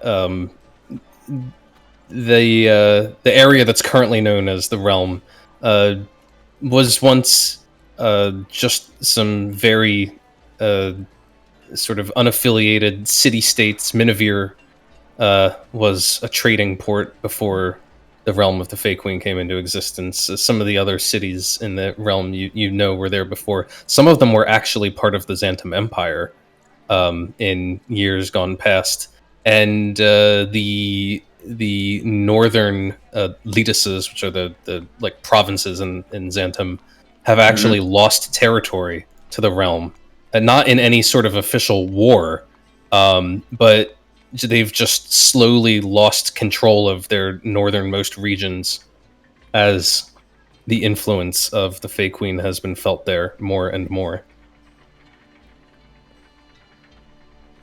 Interesting. And even as you and Kat are having this conversation and sort of you're musing over these things, you look up into the twilight sky where the sun is just painting the clouds overhead in shades of pink and purple. And you swear as you look up there, you can almost make out the face of a woman in the clouds looking down upon the land. It's only there for a few seconds, and then the clouds shift and it's gone. The face everywhere. looks remarkably like those on the statues. What is the matter, Sophie? You went quiet there for a moment.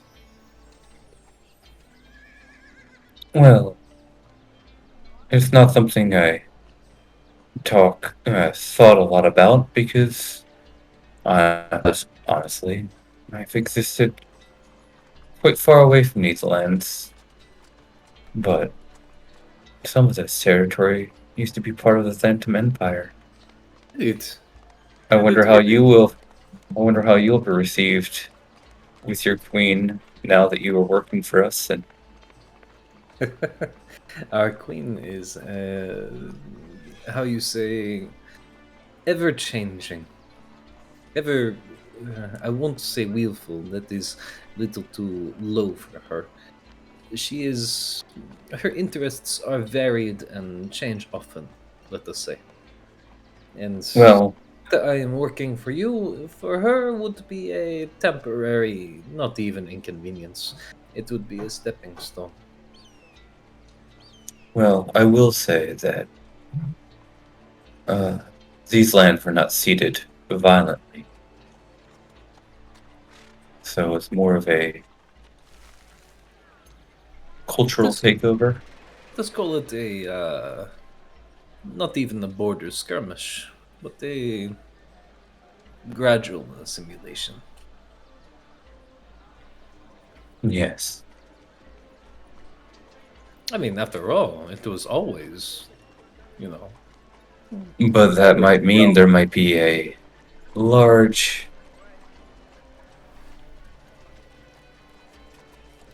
group of bodies to refill the Xantum Empire population sitting underneath some of these lands, which we could claim rights to. Well, you'll just have to convince the people living above it. Yes. The Xantum Empire census reports are a complicated thing. My friend, I do work for your country. But if you are implying you commit war against us. No, I'm talking about raising the previous dead of my empire, who are now underneath the feet of yours. Think of it, repatriation of remains. Think of it this way, Sefin. Notice how you have Xantum Empire and the Empire of Four Winds, or the River Kingdoms. Yes? You are now in the realm of the Fey Queen. This isn't an empire. This isn't a kingdom. This isn't really a nation. It's everything here is at the behest of the Fey Queen. And she takes what she wants, and what she has, she will never give up. So, when you see her, ask. But don't expect anything unless you've gained her favor. Oh, I was thinking in form of payment, don't worry. Now you're thinking the right way. But, again, our queen is a fecal. Fecal? Bless you. Fecal. Rylan. Fickle. Fecal.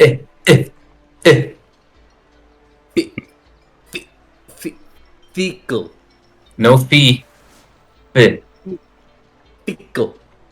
Well, choose a different word because you're saying that your queen is a piece of shit. I don't see how being fecal would be. Whatever. You know what I'm saying, though. And again, I want to, and she looks genuinely apologetic for a moment. Like, if I come off, like a beach, to some of these people, it is the only way to gain respect, especially if you are someone of noble birth. Oh, shall we play that game, all of us? You don't have to. Let me take the flag.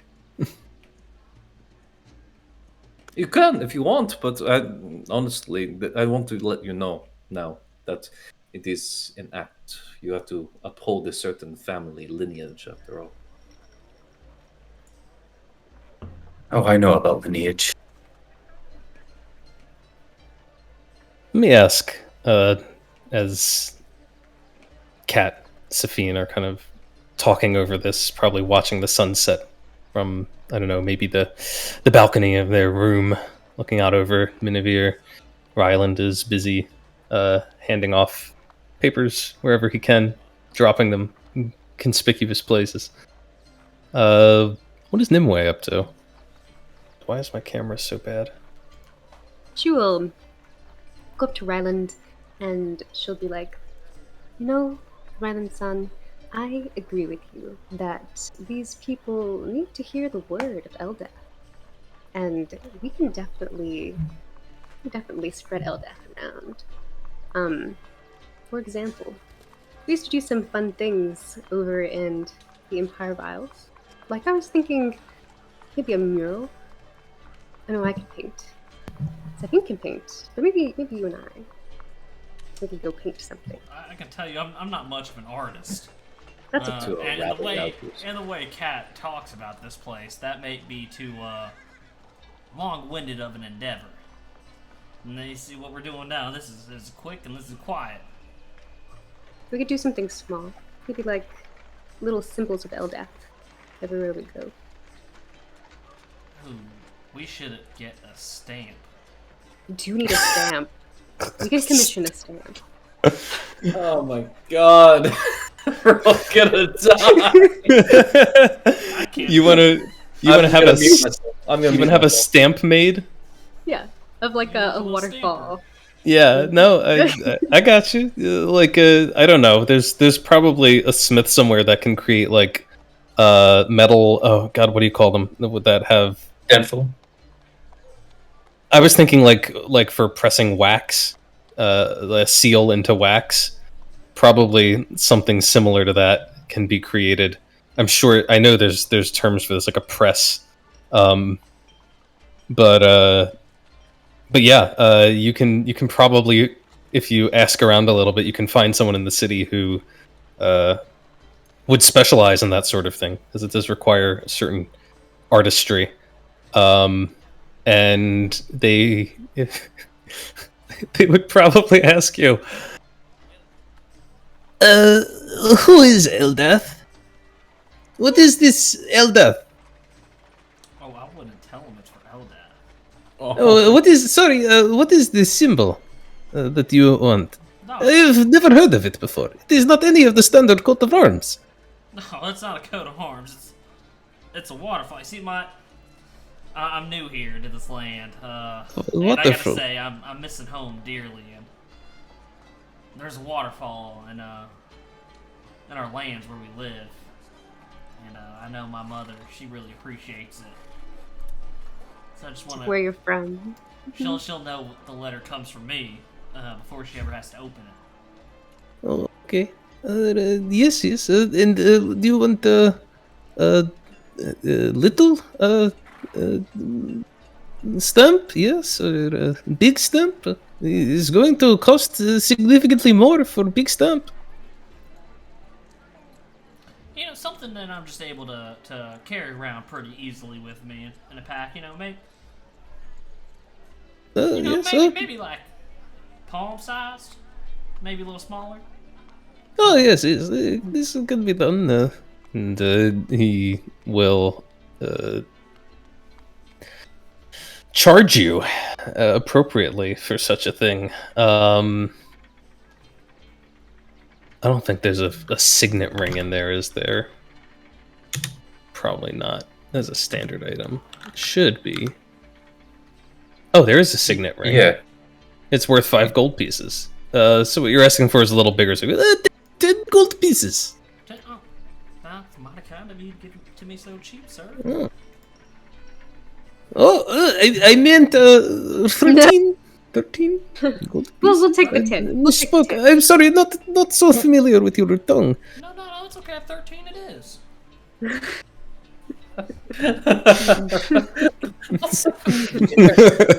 can use it to your advantage now.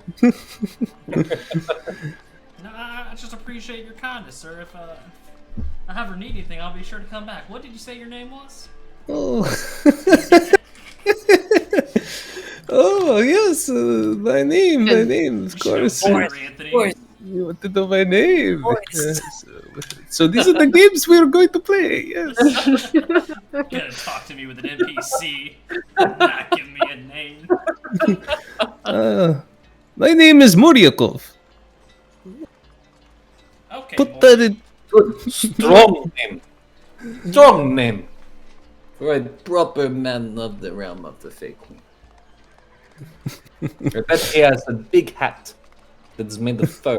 And Oh, my head is very big.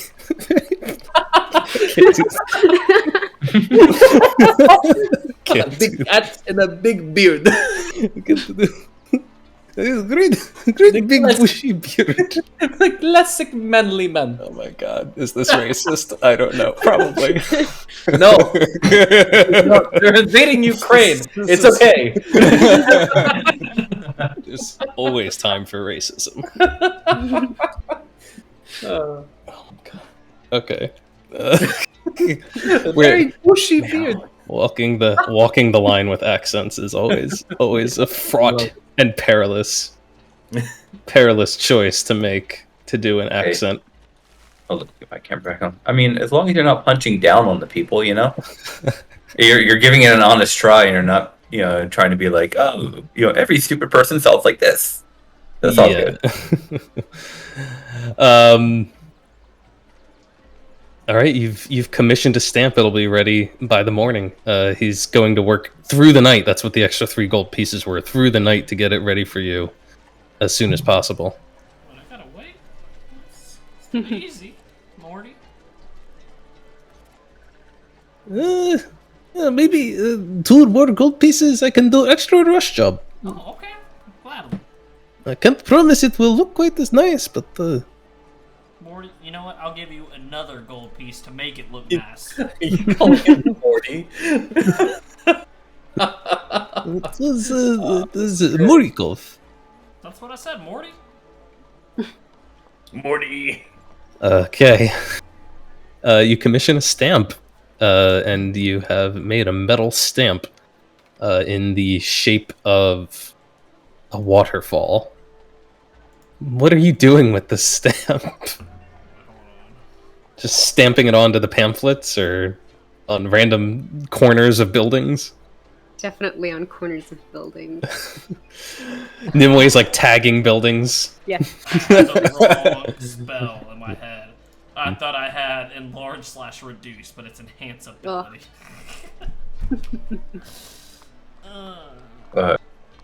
I mean, Yeah, literally, I just keep like a little ink thing with me, just like pressing into things. Enlarge reduce only works on humanoids, I'm afraid to tell you. Anyway, well, that doesn't matter because it didn't work anyway. Maybe every once in a while. Oh, go ahead. you just need a stencil, right? That's how you do graffiti real fast. You can get a stencil made quick. That might have been smarter. Oh, I take it back. It works on creatures and objects. Ooh, that's a Well, That's it's a different- 'cause I don't know. I don't have that spell. yeah.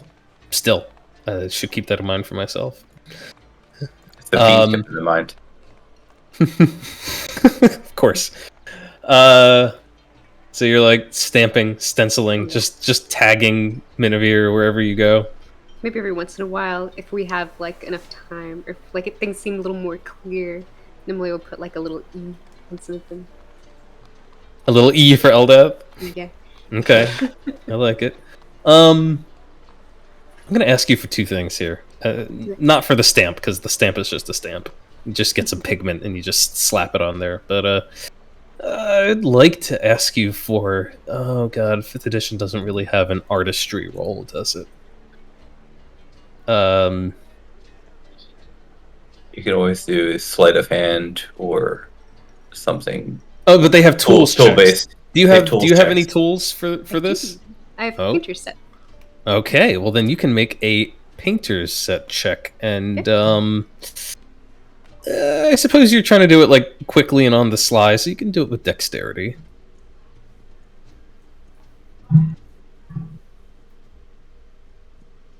And I'm also going to ask for a stealth check from the both of you. They're gonna get us thrown in the fucking gulag. Not me. Then Damn. so Hey, Looks like Nimble's gonna go to the gulag. let's see. Let's see. Let me do a little they plus Let's 7. check No. little something here.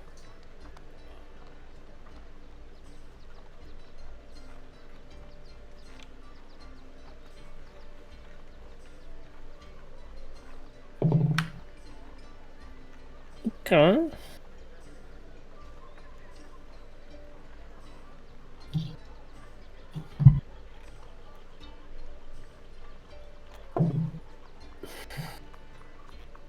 Oh wait, no, that's not what I would use. Double check.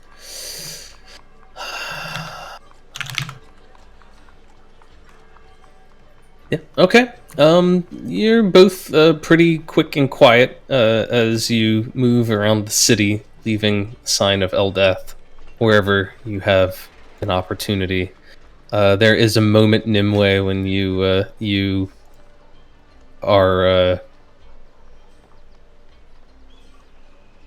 finishing up, making a mark. You're really putting some extra detail into this one, and you hear a voice behind you, someone calling out in Zdaril, and you don't wait to see who it is or what they want. You just scoot out of there and quickly disappear down a side alley, and nobody sees you or pursues you, at least.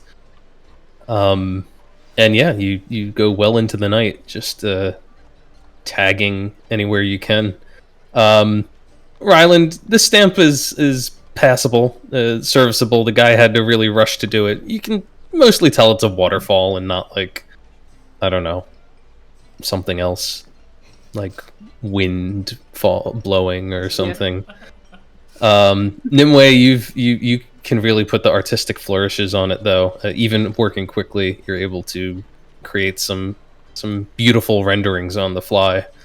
And Like it. yeah, by the time you're done, you've left a dozen, probably between the two of you, a couple dozen of these marks around the city. Rylan, you could be a good member of the ball. Of the what now? Yeah, the ball.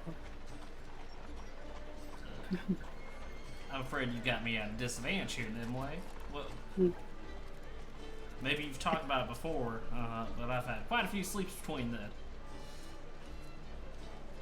My little ninja organization. Well, tell me more. They, well, what we really want to do is I want to try and help the common people any way that we can. Anybody who's oppressed, or people who, well, back where we're from, people who were getting caught in the crossfires from the war. But here, we'd have a chance to maybe free these people. And maybe we could use Eldath to do it. At least to shake things up. That is a mighty fine idea, but we should probably not tell Miss Katarina about our plans. I feel like it would make Kat nervous. I definitely don't want to bring any harm to her family. She definitely seems jumpier since we made the teleport. Kept them on why? Sorry. Myself. I understand that we need to be careful. If we have the chance, maybe we can do something. I think that'd be a lovely idea.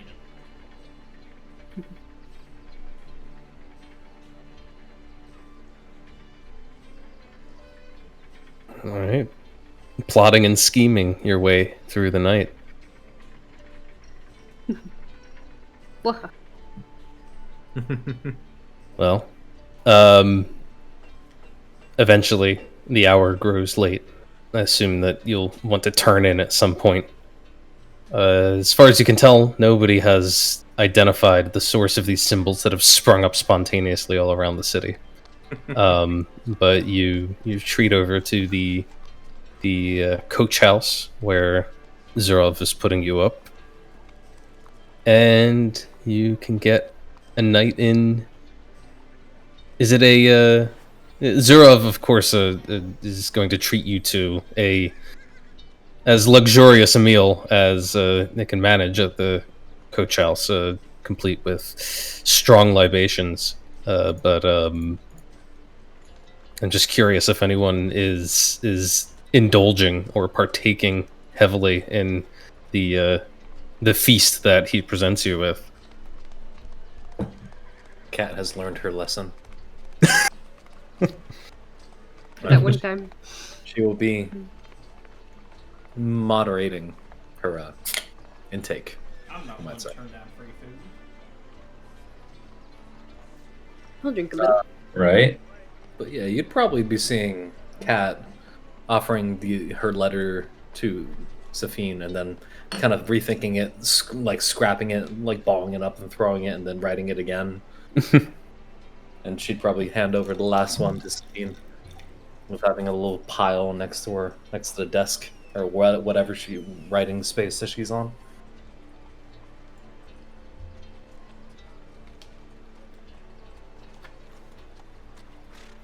Did you figure it out? You know what you want to say? No. When I left home, he was 8. Who was? Your My brother? brother. Yes. Mikhail. He should be 16 now. They great to see him now. He's like a little adult. Yes. Say, what's the worst little Mitchell could have gotten himself into? Did you say Mitchell? What do you say? That's not even close to Mikhail. I know you're messing with me now. What about, I mean, you can always call him Mickey. Mickey? That's not too bad. Little Mickey? If you meet someone in Leonid, you can always call them Lev. Depending on how you know them. That's what my uncle is. His name is Leonid, but we call him Lev. At least when I did when I was a child, at least. Yes. I believe I'm the only sibling he has left. How many of you were there? Just the three of us. But Sergei, he had trouble with our father. I'm sorry, Alexei. He had trouble with our father, and he left home when I was 12.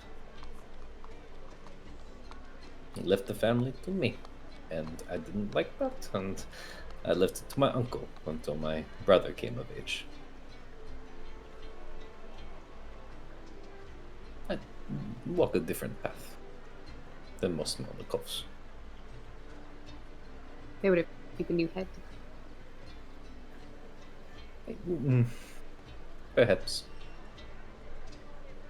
I know my mother, my mama, Nadia, will not be happy to see me.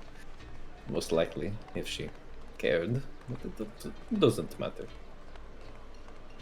Important one is Mikhail. It can be very difficult. I don't think so. If it proves too difficult, as so it is. If you're back, Chinu, What's that? we'll have your back, Chinu. Спасибо, my friend. Спасибо.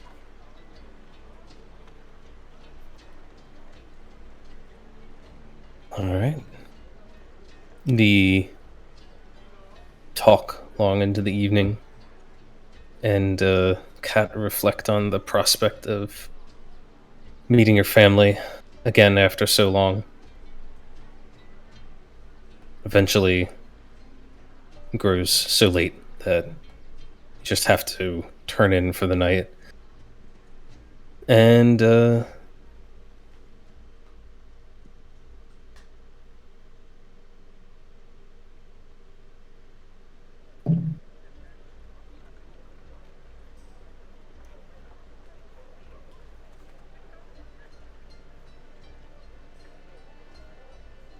what's everyone's passive perception?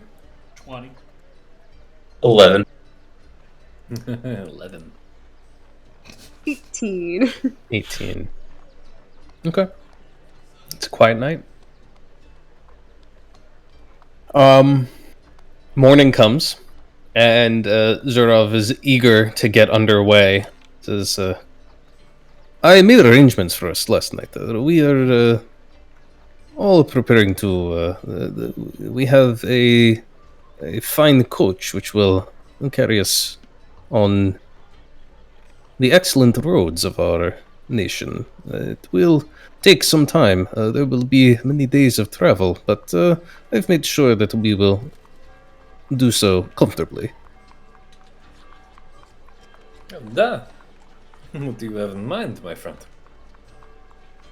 Well, as I said, only the finest of coaches, which I have acquired, and we will have a second team that will be following us, bringing spare horses so that there are always fresh ones. We should be able to make a very good time. The roads of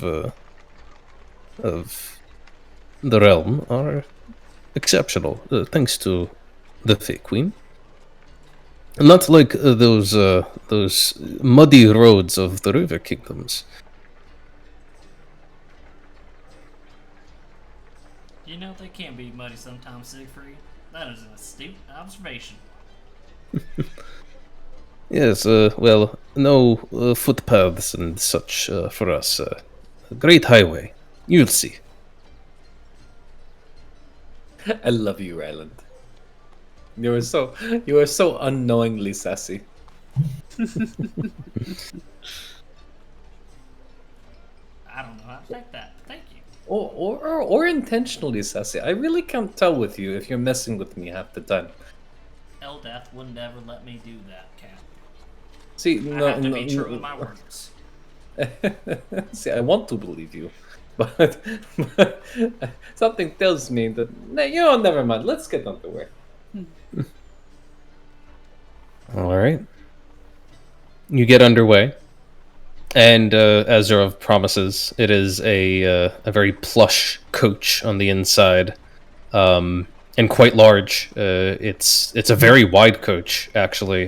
There's like enough room inside of it to stand up and move around a little bit. It's more like you're inside of a traveling room than than just a simple carriage. And there is an entire team of horses there to pull this massive carriage, as well as a sort of secondary group of like teamsters and horse handlers and servants, of course, to ensure that your every need is taken care of on the road. And you set out from Minevir, leaving the city behind and beginning to travel into the countryside. Let me put you on the map for a second, just to give you a sense of size and scale here.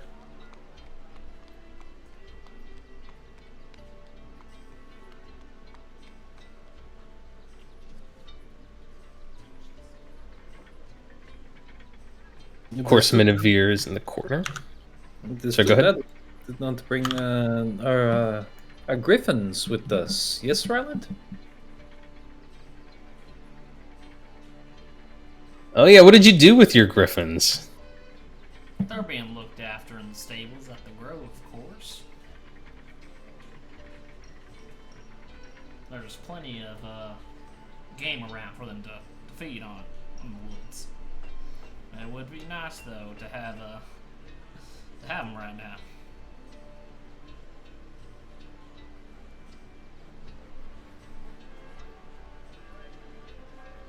This is not to scale, but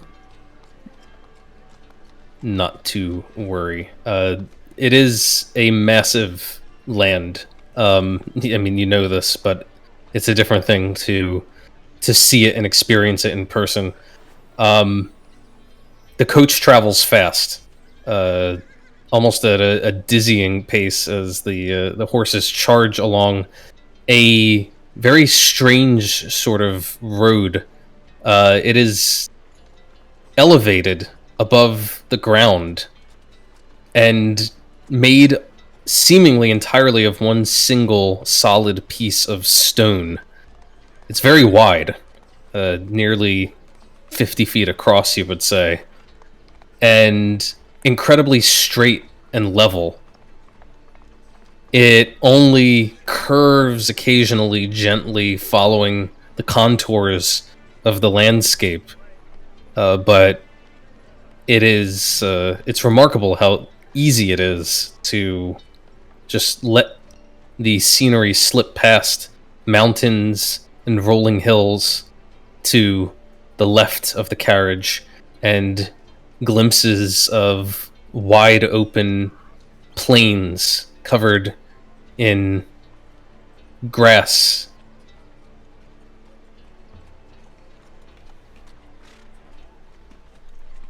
You pass by the Terenia River, days and nights passing,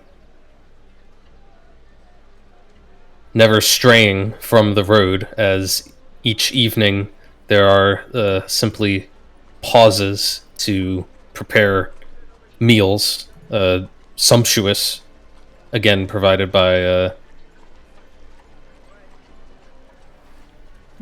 Zhurov. Oh god, I've already forgotten his name. Zhurov. Siegfried. And they actually will like bring out beds that they will use to convert the carriage into a sort of dormitory. But even through the night, the horses continue. They just switch out teams and they keep on going. And it's not long, a matter of days, until you find yourself coming up upon a small town. You can see it in the distance, and you've occasionally spotted like clusters of settlements. There's plenty of farmsteads around here along the hills and such, but you've mostly ignored them as you're up on this highway that just sort of passes all of them by. But as you're approaching here, Zhurov would say, "Oh, we do need to stop, unfortunately, for a rest. Yes, it will be important to take on new horses and to resupply a little bit. I cannot promise that the fare will be quite as excellent as it has been out of minevir, but fresh food will always beat the preserves. So let us see what they have locally." And he'll direct the carriage to sort of pull off here in the town that he names Pravy.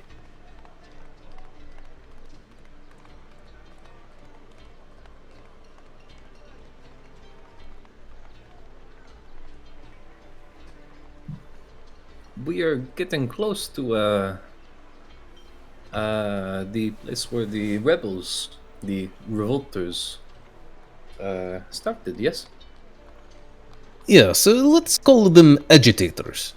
agitators. Good. Sometimes I feel like that's what Cat calls me. I would never call you an agitator. You are Yes. a good man.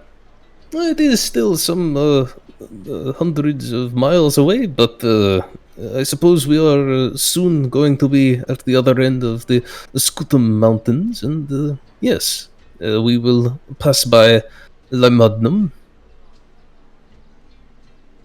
Lamadale, right? Lemondum. Ryland. We're saying the same words, Cat. Okay.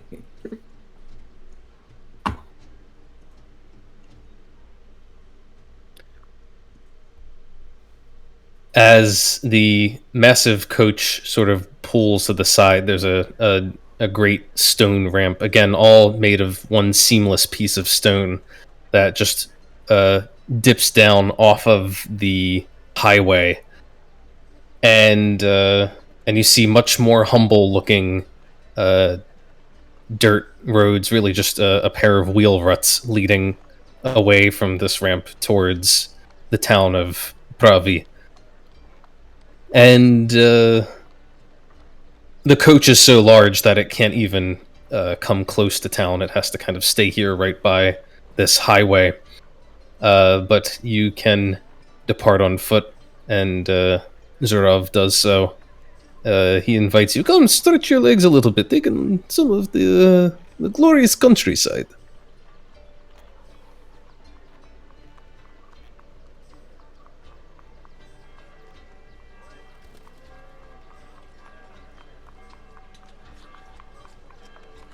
And if you follow him, you'll find that walking into town here, there's a somewhat of a celebratory atmosphere. It's you definitely get some odd looks. I mean, you know, in minevir you were foreigners, but it is a place of foreigners. Many folk coming and going from the ports there. But here in Pravy, you all stick out like sore thumbs. Even Kat herself, you feel like a little bit out of place, almost as if you were, you know, putting on an old shoe that you haven't worn for a very long time, and you discover that it doesn't seem to fit the way that you used to think it did. Just strikes you as off being back here and in such a sort of backwoods town. Cat is very uncomfortable with this whole situation. But even the outlandishness of the group of you coming into town doesn't seem to distract most of the peasants from the work they're doing, which is mostly involving raising a bunch of poles in the middle of the town square, and you can hear the hammering as they are erecting a wooden platform there. And there are banners being brought out and hung up on these poles, forming sort of a rough circle of pennants that encircle the town square. People are hard at work preparing food. You can see a couple of pigs on spits being slowly roasted. And Zhurov kind of wrinkles his nose a little bit and says, simple fare, but suppose that we could see what they have to offer. My lord, these are but simple farmers. I think we can excuse meager offerings for the Fey Queen, yes? Yeah, well, Okay, some people would look at me and think I'm a meager people. I don't think anybody thinks that of you, Ryland. Nanteska, is there a celebration? Yes. Perhaps Zhurov would like to explain?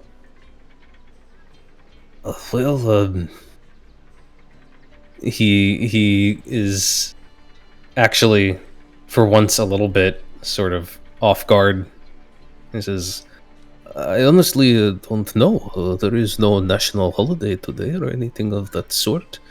Perhaps it is some local custom. Perhaps. I'm sure they won't mind us stopping in and partaking. In fact, we are gracing them, bringing a little bit of class to this place.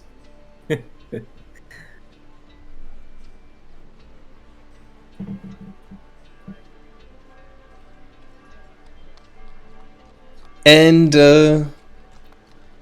even as Zhurov is busy like trying to haggle for fresh food and arranging for horses and such, you can see that they are setting up tables in the middle of town, and they look like they're really preparing for a sort of outdoor feast here. They have set up great piles of wood for bonfires, and the platform is nearly finished being constructed with one single pole in the middle and many flags dangling off of it, catching the breeze. And the whole scene looks a little something like this.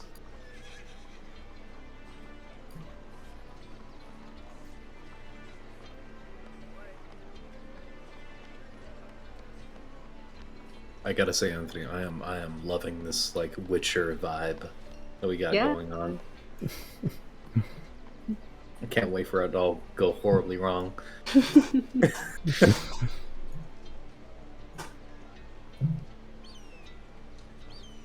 There are quite a few commoners here. It's just got a handful of tokens on the map, but there are many more than that.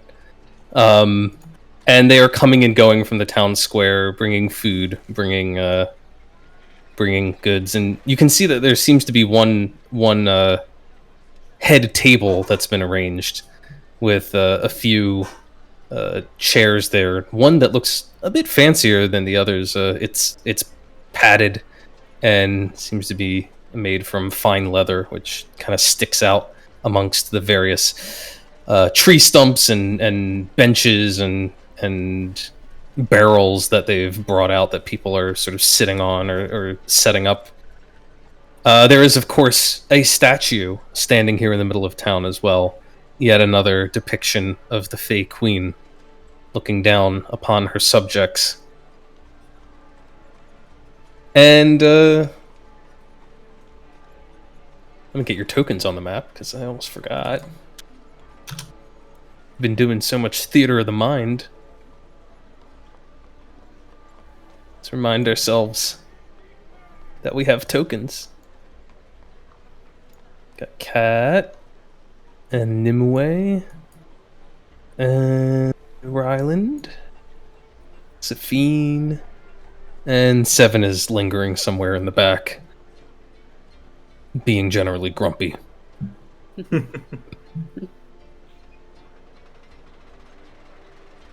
Yeah, kind of enter in from the south, and you can see what looks like the makings of a real sumptuous party here. Sumptuous. That's a Zhurov word. Some fine victuals being cooked up. Say, Cat, you think these folks wanna learn about Eldath, maybe? Yeah. Perhaps you should find out what they're celebrating first before you try to proselytize. Yes? Yeah, it might be the killing of people of different faiths. Or it might be a celebration of the goddess. Yes? And before you say it, no, not of Eldath. Oops. How'd you know I was gonna ask? Because I'd like to think I know you a little bit. Sometimes I like- think you're sharper than that sword you carry. Oh, right, Lind, you're making me blush. Well, don't do it too hard. Those mustaches start to come through. Ryland, you are hilarious.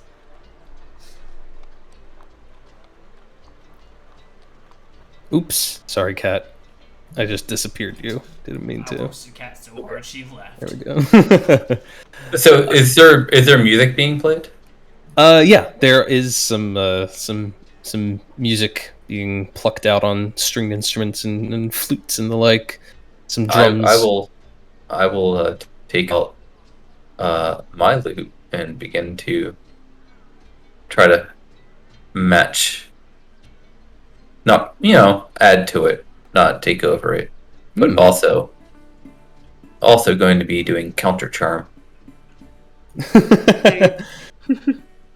How long can you keep counter charm up? Is there a limit? It's just my action. I can spend my action for that turn. Okay.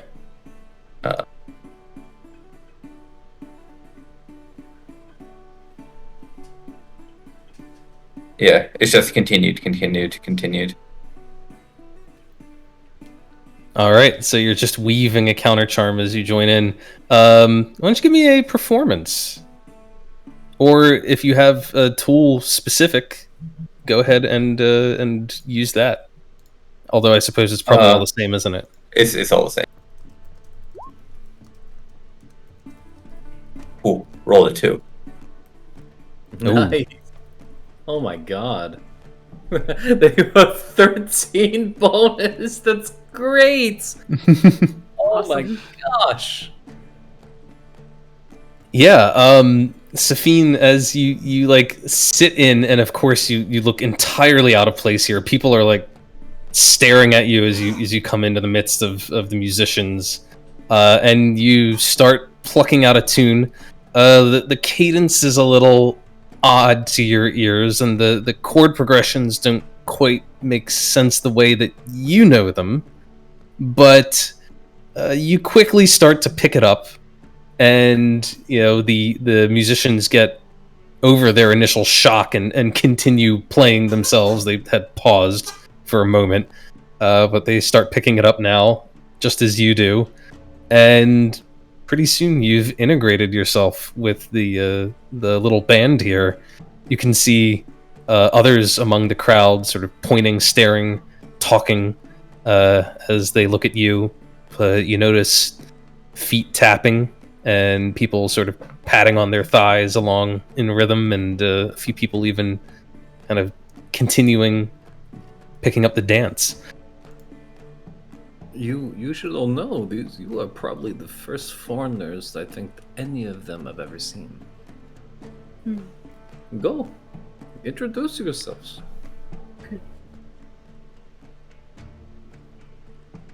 As I have a good friend. Yeah, as you're saying this, there's an older-looking man with a beard and a big hat.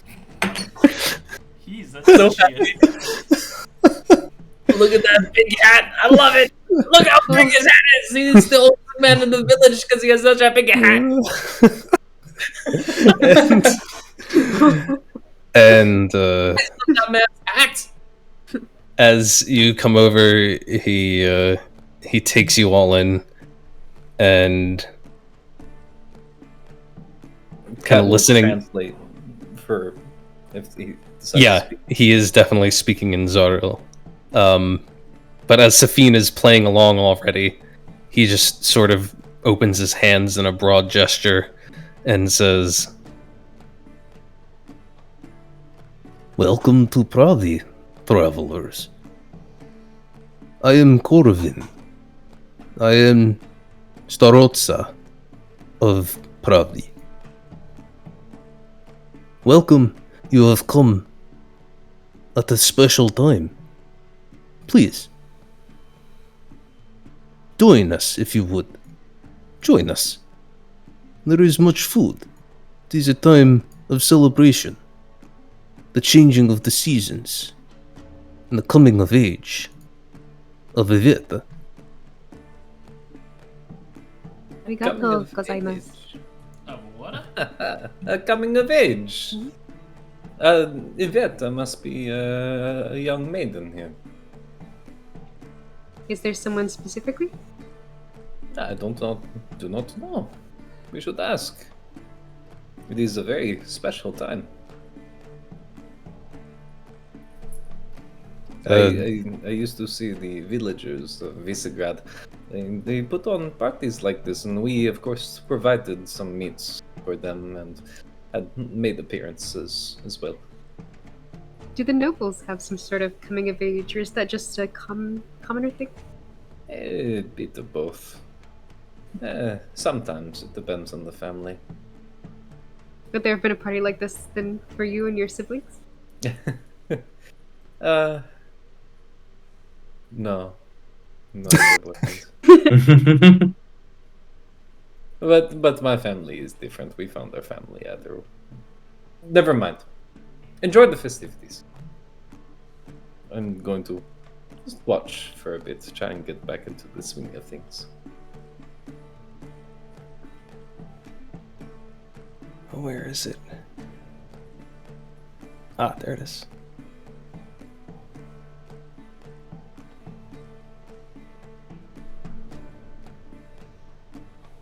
Yeah, Safine is definitely going to be playing and weaving around and moving around and interacting with anybody who's going to give them attention.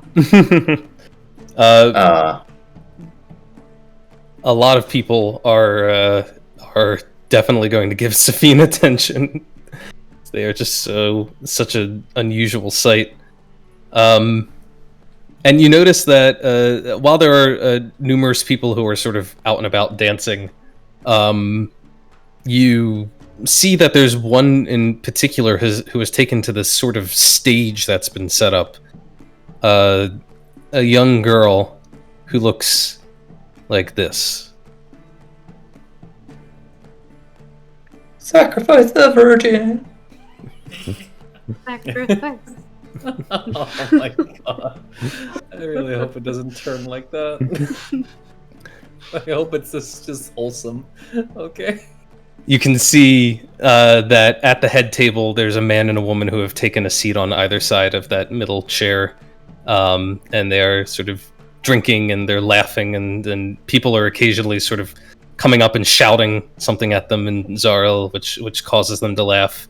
And the girl up on the stage does like a little spin or a curtsy. But Starosta Korovin will kind of linger near Kat. He'll say, "Are you here with the hunt? The hunt. The mortal hunt?" No, no, I am not. We are travelers. The mortal hunt. I do not know this. Oh, the mortal hand. I'm sorry. I misheard you.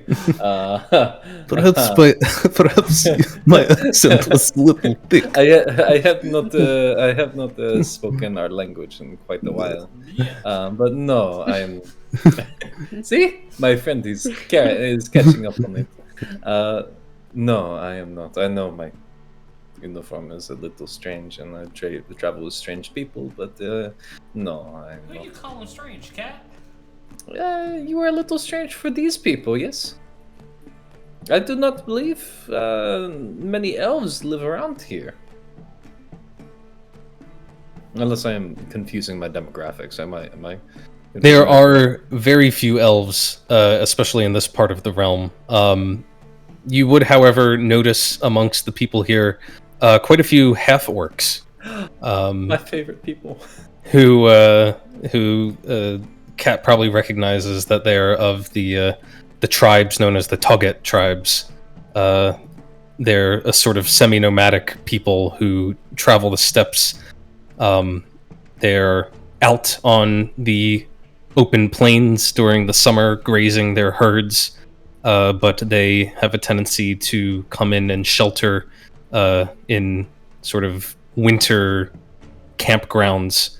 In this case, there's one not far from Pravy, which you probably would have noticed on your way in as well. A number of tents pitched and large herd animals kind of gathered around there. They also seem to be partaking in the celebration. Right. Uh-oh. Uh-oh. Anthony with the way. Not me. No! Not me this There's time. Sometimes There he tension is. between You froze there. yes, mortal hand. You got Yeah. it. But you would know there's sometimes tension between the Zdarl and the Togat. Okay. Cat would just kind of smile amicably. I have not been to this land in to my home in quite a long time. I live upon the what was the river again? The Olive Naya or something. Hang on. No, it is the Orlinaya. Orlinaya. I live upon the Orlinaya, a small town called Visegrad. Ooh.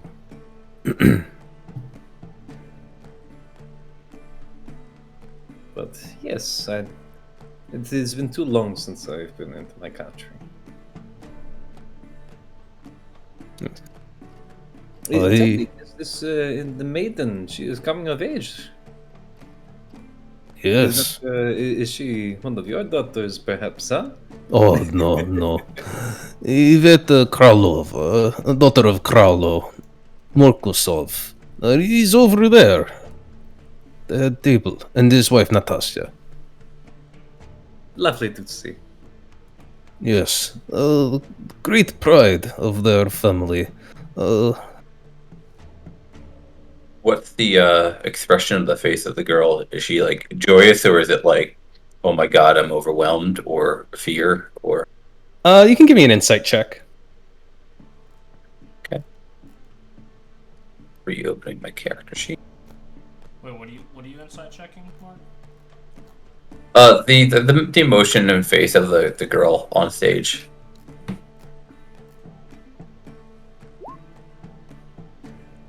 And you know what? I will also take perception checks from each of you. No, you know what? You don't need. We'll use your passives. There's no need for an active perception check for this. Okay. Your passives are very high. You would notice something very strange as all these people are celebrating and moving about. There are a couple of wolves that are lingering kind of just out near this tree over here. And they're sort of half hidden out of sight behind the the trunk, but they don't look like they're stalking people or anything. They're just sort of laying there passively watching the party. But they don't look like dogs. They look like wild animals. And even stranger, you realize, slumped up against the tree, blending in with it, almost invisible until it picks up its head, is a bear. A great brown bear. Oh my god. I am so happy. I know. And now with the perception check, or the insight is the... Is she happier? Right, the insight. She seems a little, a little nervous, a little overwhelmed, but mostly excited and happy. Okay. She's sort of a lot of emotions, but you can tell that she seems to be genuinely happy. Where is the bear token? Didn't I just bring in a bear? Oh, there it is. Brown bear. Is this a usual custom that Cat would know of? Or is feel like this it should be. completely bizarre? Cat, I mean, you've amongst the nobility, they have ways of marking the coming of age of both their young men and women and people in general. But you've never seen a party quite this big just to essentially celebrate one person's birthday. And Starosta Krovin standing there, he's just kind of saying, as you're asking about her family and her parents, he goes, "Yes, is a source of great pride and joy for the Markusov family. They never thought that they would receive such a blessing again after what happened to Yeva, but it does indeed seem that when the Fey Queen wills it, lightning strikes twice." You talk as if we actually know any of the local history. Oh, well, my apologies. It is a small town. It is easy to forget that sometimes there are people who do not know all of these things. Yeva, the first daughter of Kralo. You see that girl over there, and he points way across to also a young woman.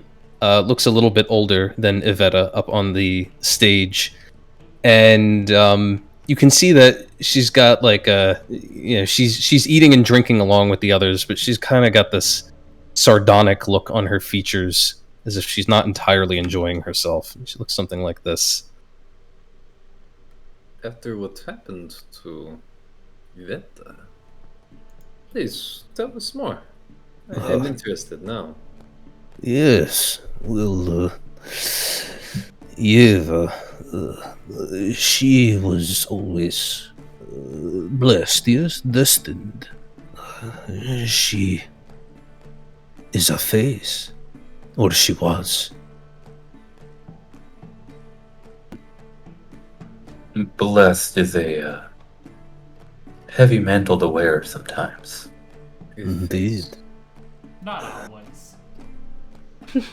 The animals of the woods and the forests and the mountains, they came, yes, out of their hiding places, out of their dens. When she was still a young girl, they came to watch over her, a sure sign of the Fey Queen's favor. I see. But then, a couple of years ago, tragedy struck. An accident left her horribly scarred, deformed. You see? And he points again. And the animals, they left her alone. No longer destined to be a face. But then, joy of joys, Iveta. Beautiful young lass. Some have always said the prettier of the two anyway. The animals come to her.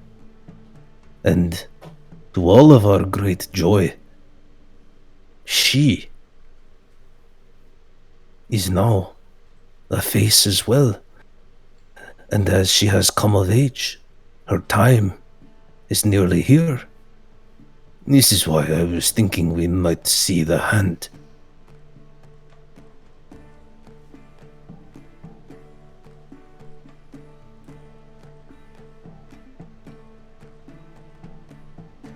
Do with them.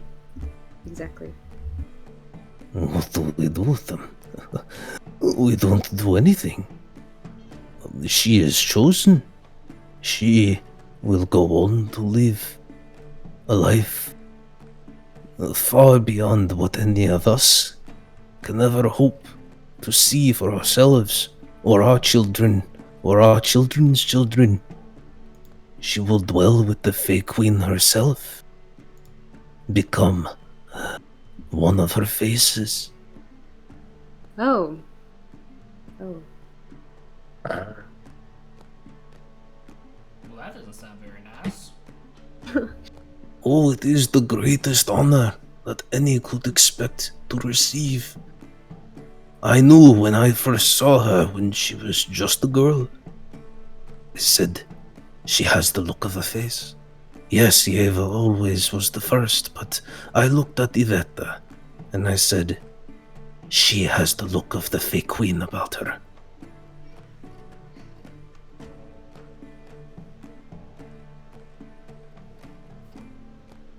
Nimue would just like lean over to Cat, like, this is normal. They Yes. Do not stand No. on ceremony, please, please. Grab a haunch of pork. Drink beer, please. Sit down. Enjoy yourselves. This is a time for all of us to celebrate, for all of us. Давай. Спасибо. And Kat looks to the rest of you. And she just So- nods. I'm going to, yes, let's get some food. And I'm going to come up close to Kat, just, kind of float next to her, put my arm in the crook of her arm, turn her around, start walking towards some food, and lean over and say, when we say face, are we talking about a diplomat who goes about? Or are we talking about she wants her for her youth to wear for a while? I wouldn't say the second, as far as I know, Anthony. I'm trying to remember. Did we say in Kat's history that she's met with the Fey Queen personally? No, I don't believe she has. No. I don't think she's ever met with her personally. So I don't know if we got three types of situations going on. We've got diplomat, we got a soul jar situation, or we got Elizabeth Bathory situation. Would Kat think that it would be like an Elizabeth Bathory situation? I gotta admit, I don't know that. She's the one who believed by bathing in the blood of virgins, she would keep her youthful form. So she would murder a bunch of virgins and literally bathe in their blood. It doesn't sound like something the Fey Queen would do, but Yeah. it doesn't sound like anything the Cat would know. Kat, you're not super familiar with the customs of the royal court. But now, as he's talking about this, it's slowly coming back to you. It's not a common thing. In fact, it's a very rare occurrence for someone to be named a face.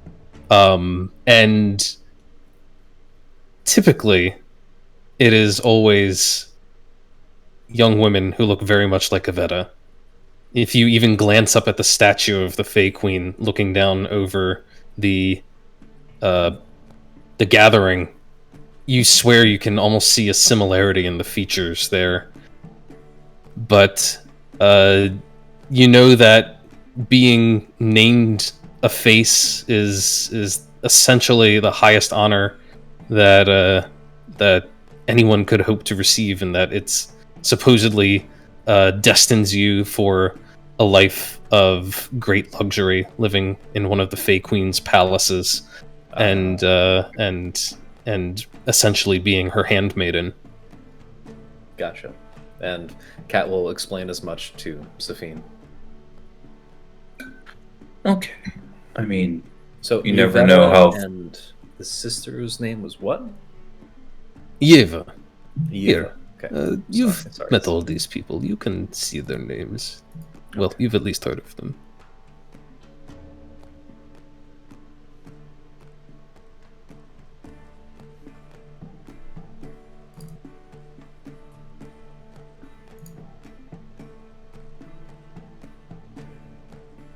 And of course myself. Starosta Korovin. Well, you see, it is. The Fey Queen isn't malicious to her people. Does that make sense? A handmaiden is handpicked, after all. But I, on the other hand, do not know personally the ways of the Fey Queen herself. So I cannot say one thing or another. I am interested, however, how a young woman such as Yeva deals with all this. As you're having this conversation, a young half-orc woman comes over up to Ryland, and she says, These girls are too shy to ask, but would you care for a dance? Go, Ryan, go. Ryland, go! Do it. Ryland's gonna take her hand, do a nice little like half bow, kiss her hand, and be like, "I'd love to." Yes, And she will- Yes. she will gleefully pull him out into the middle of this impromptu dance floor. You can see at our several boy. other girls looking jealously, and maybe a couple guys. Who knows? Yeah. I love it. They grew up so fast. I'm a good dancer. What can I say? You can give me a performance check. I know this one's coming, so.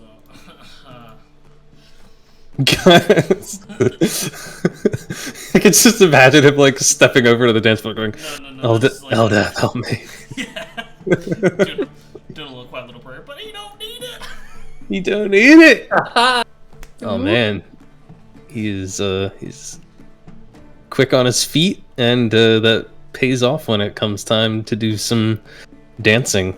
All that monk training, you know. You got that dexterity.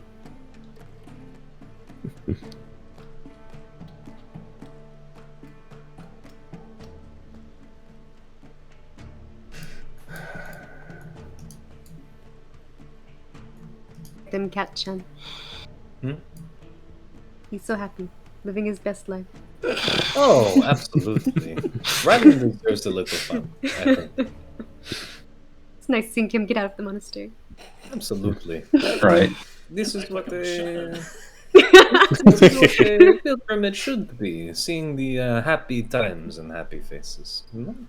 And then from the little dance floor, you can hear Riley yell, "I'm experiencing culture." Yeah, I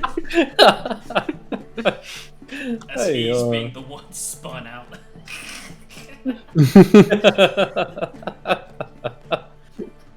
Cat-chan, Yes. would you care to dance?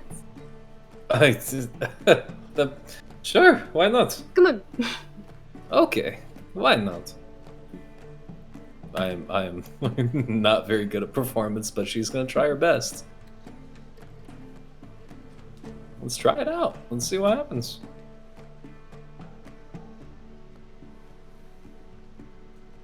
Come on. Wow. Cat was That's- not kidding. I'll try. I'll see Yeah, see if you See if I can can rescue carry it. this. Cat is stumbling all over the place, all over her feet, but Nimue is nimble enough to cover over those mistakes for the most part. Maybe realizes she has to take the lead more than Cat, and yeah, it makes a decent showing of it, all things considered. Cat, you do get a couple of laughs from the locals. Who recognize that you're trying to do some of their traditional dances, but Yeah. seem to have forgotten how. She takes it in stride and just keeps smiling. Maybe something a little bit slower for you two. I look to the people playing music, and I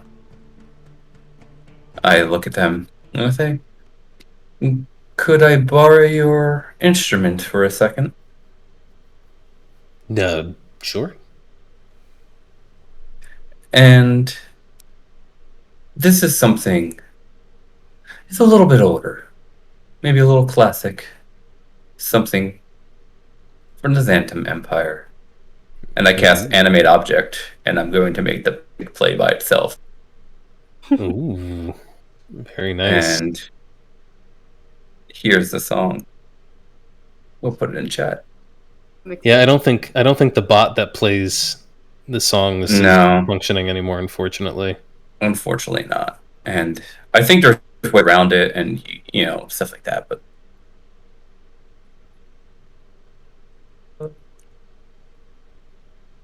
But I'm curious to hear what Safine's idea of a classic from the Xantum Empire is. And yeah, I'm going to start having a waltz play. Ooh.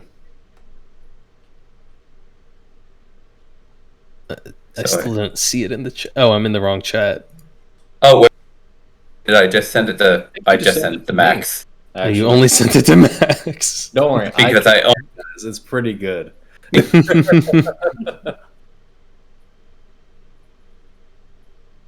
Oh, of course. That is a classic. It's a good one. I've never heard this before. This is good. I take it back. It's not the song I Right. thought it was. I don't know it, but it is fitting. Right? And the people kind of raise their eyebrows. They're a little surprised.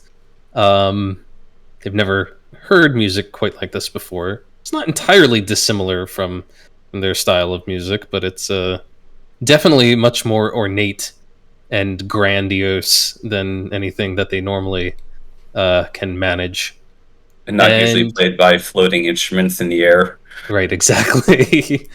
And so people are marveling not only at the music itself, but at the method of performance. You definitely get some claps and some cheers from people who are enjoying the spectacle. Nice. I'll take a dirty 20. Nice. Yeah, a 7 on the die for 20. Very impressive music performance. And Safine, as you are playing the instruments, without seeming to have a tremendous amount of care for that, Zhurov comes over to you, and he kind of gives you a little like, oh, okay. He's like, it's impressive performance, but I've made arrangements with the local stable. They are going to send the stable boy with the horses. He will carry our carriage and then return home once they are spent. We are done with our business here for now. Let's get out of this place. I am eager to wash the smell of pig fucker off of me. Oh, you gotta love the Russian nobles, man. Right. Is Safine going to give a signal? I mean, I would just conclude with a song and Mhm. do a flourish. And I'm going to say, you know, many blessings to you on this great night as you undertake the mantle that you have been given. And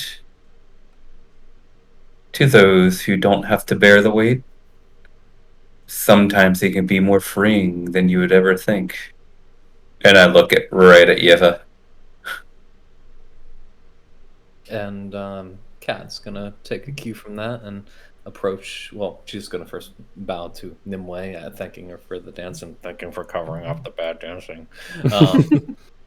And she's going to approach Natasha and Kralo and give a big bow towards Iveta and say, "Best of luck to you in everything and all you do, and to you two, congratulations on both of your beautiful daughters. May they both find good fortune." Krallo nods appreciatively to you. And as you guys are wrapping up some of the the teamsters that Zhurov brought from Minevir are coming up and sort of taking a hold of a couple of the horses. You notice that. Well, actually, let me give you all insight checks. Okay. Okay, interesting. Oh, sad face. I pulled a real freaking Sophie in there.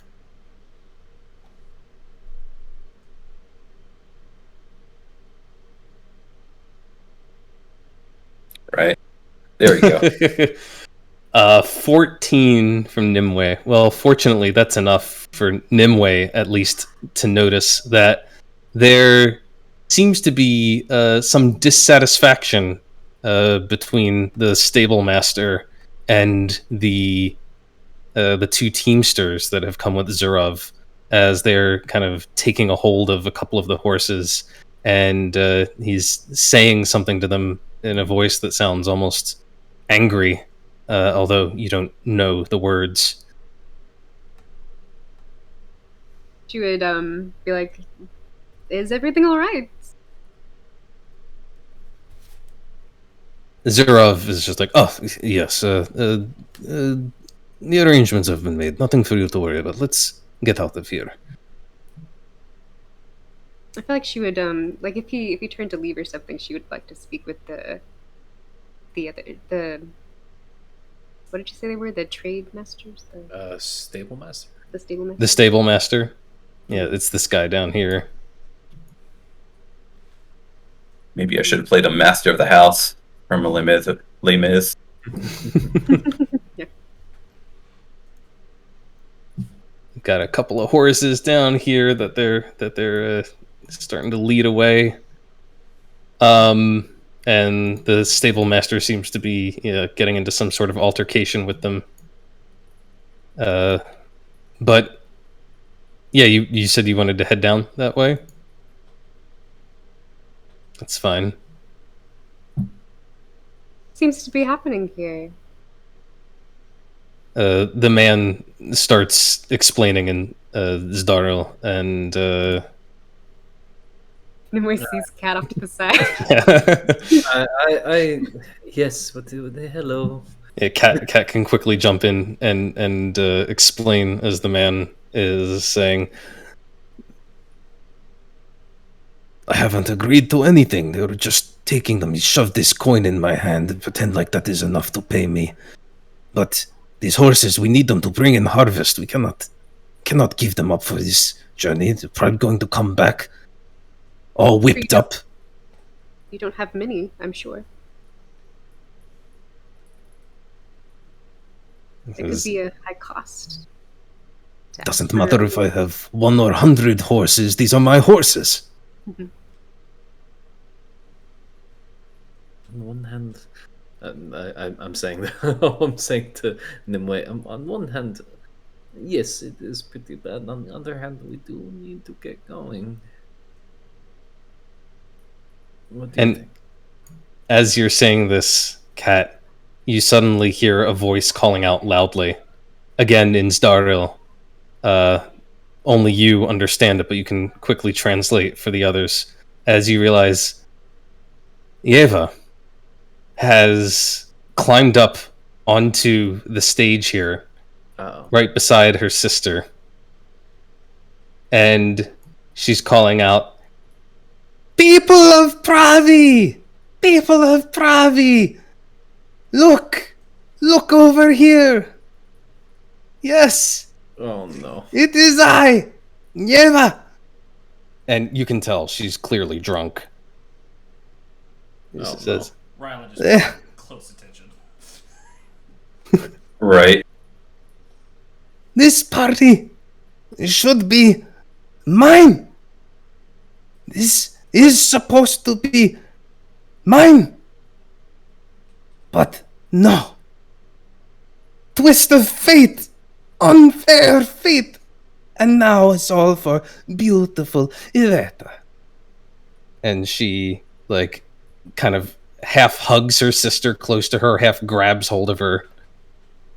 She says, Well, dear sister, I just want you to know that I am very happy for you. And I have special gift. All year I have been saving up for one special gift. Comes all the way from the Empire of the Four Winds. and you can see, like, many of the people around here have gone quiet, and now they start mumbling, because, well, as you've seen, anything coming in from out of the realm is heavily monitored. But Yeva reaches into her cloak, and you can kind of sense the crowd collectively drawing in breath. She pulls out a small wooden tube with paper on the end of it. And she rushes over, grabs hold of one chunk of burning wood, Does this and look touches it. like a weapon of any sort? I think Like It might be- it might be like a summoning thing, like something for magic. it might be a firework. Yes, Hopefully. indeed. Kat, you have traveled enough. You recognize this as nothing less than a firecracker. Or nothing more than a firecracker, I should say. In fact, around the Four Winds, they're sold rather commonly as sources of entertainment and diversion. Not a Roman candle, right? She's just But- gonna fire at you. Yeva takes hold of a glowing ember, touches it to the bottom of this tube, and then holds it straight up in the air, and she says, Iveta, this I do for you. Oh, okay. Uh-oh. At that, I am casting Uh, Octavia's Resilient Spear on her. wait. on who? On Yava. On Yeva? Yeva. Wait, you're gonna trap her inside that thing? Nope. Or maybe it'd be better on the phone. All right, you put it on Yeva as she's holding a lit firecracker. Dude, bro!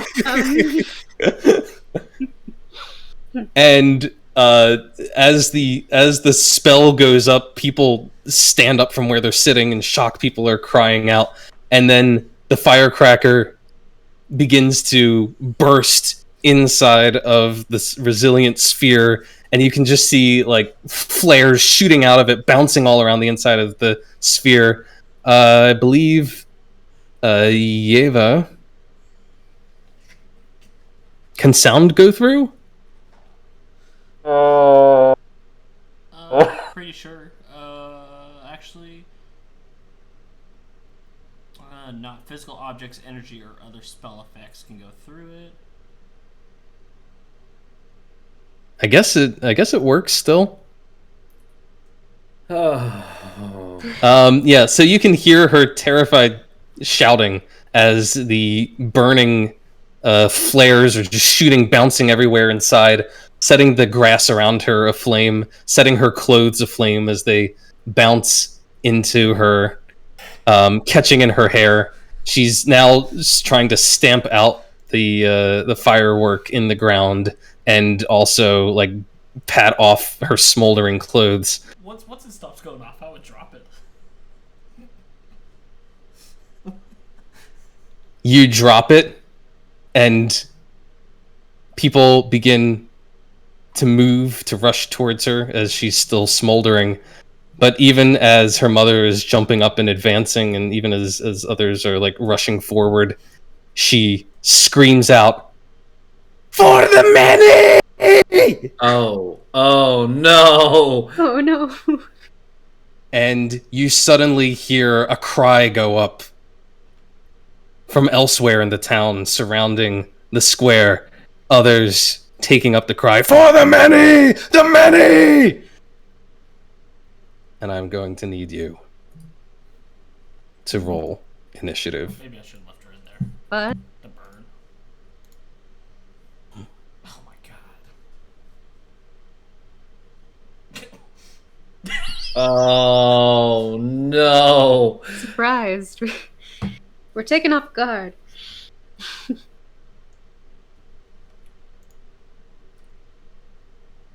At this point, too, Riley would be like, by the way, what's your name? To the half orc.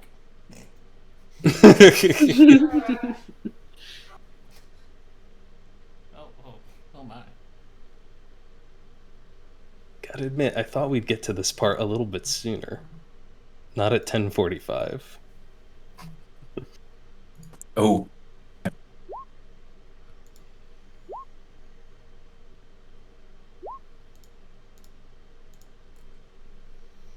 I think that's everyone. You ready to do some major damage here, Cat?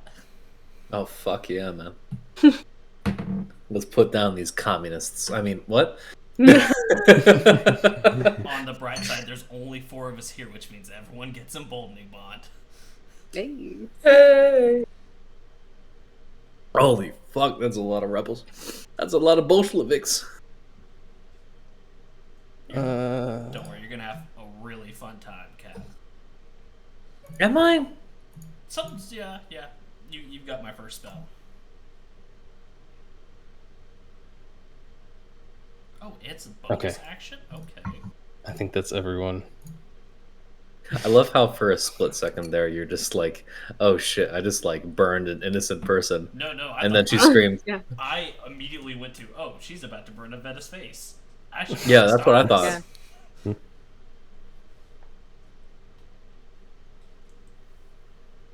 All right.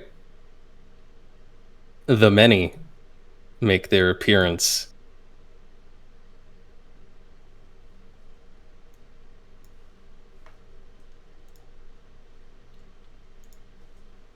You couldn't be one fucking square closer, Cat. Oh my god, they're all wearing red. Oh my god. This is gonna be great. All right. Who was the Russian dude who was like assistant to the king at the time, and they were like, "Oh, he can do magic. He's gonna live forever." Oh, Rasputin. Rasputin. yeah, Rasputin. This Yeah. is Rasputin's army. All right. Rasputin. The first of these men charges forward from the edges of the town square. This one pushes right past the roasting pig, kind of shoves into the spit, knocks over into the coals, sends them scattering to the ground as he begins dashing up this way.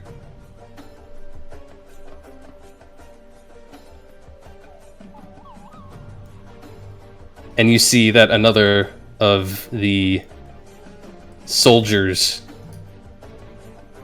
charges forward and does the same thing. They seem to be making a break straight for Iveta.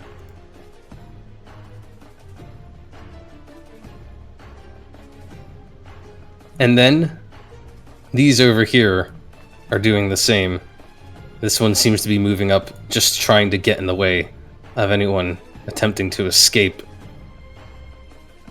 Safine, you're up. Okay, let me just look at... Yeah. 60. Yeah, what's gonna happen is... Okay, they're all in red. They have... You'll notice that they all have this blue and red border around them. Makes them a little easier to spot. A little bit easier. Why am I not seeing this? Like this. Oh, okay. Yeah. Maybe it's not distinct Ooh. enough. I'm gonna say... Ooh, more guests. You won't mind if I bring my own, will you? And I throw 3 spiders out. And what's gonna happen is they are... Let me bring...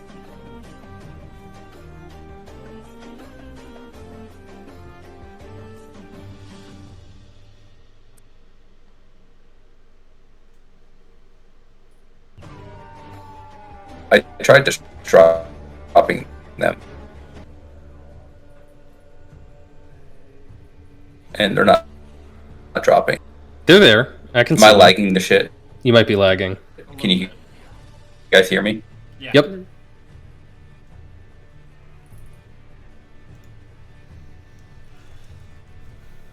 Well, that's not a good sign.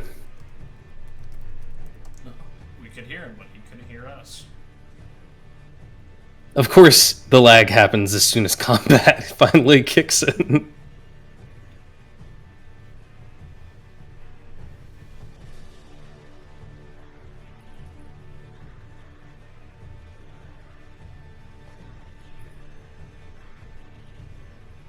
Oh boy. It must be bad. We don't hear anything. One sec. Come on, I kicked in the dramatic music and everything. Okay, can you hear me better now? Yes. Yeah. Okay, I switched over to my hotspot that has unlimited internet. Unfortunately, they didn't think I'd be using 60-something gigs a month. Anyway, so yeah, my spiders are not. There they are. Yeah, you have like. And we are going to. There's a lot of spiders. Okay, well, I only want 3 of them, and then what's going to happen is, Cat is going to get. I'm going to do my bonus action for use your movement. Don't get an attack of opportunity, and you gain 11 temporary hit points, and that's going to go for Cat and my 3 spiders and Iveta, and I'm going to tell her to run towards us, Ryland and myself, so she can move. Where are you on this map? Are you on the... Oh, there you are. Okay, sweet. Yeah, I got 60 feet of movement, so I mean 60 foot of range, so I should be able to get that. The spiders are... Right? Yep, and the spiders are going to attempt to web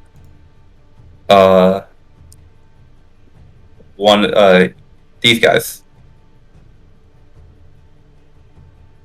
Okay. And if I can get my giant, there we go, giant spider. Okay, so I'm gonna get 3 of them, or try for. Oh, that web recharge.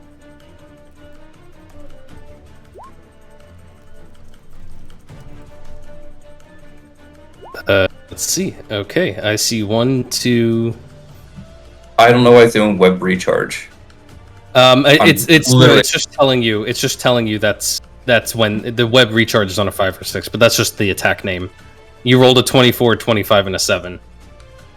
Okay, yeah. So I'm going after these 2 first, and then I guess 1 above or wherever they were trying. So All right. 2 of them should be webbed up pretty well.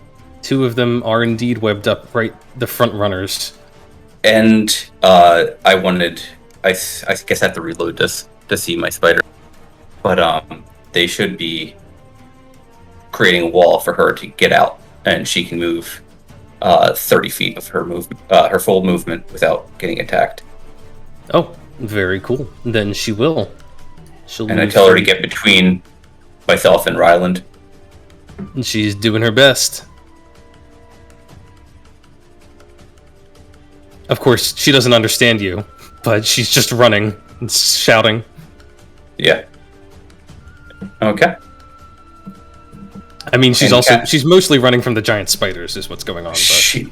She also got 11. She also got temp HP of 11. Okay. And so did Cat.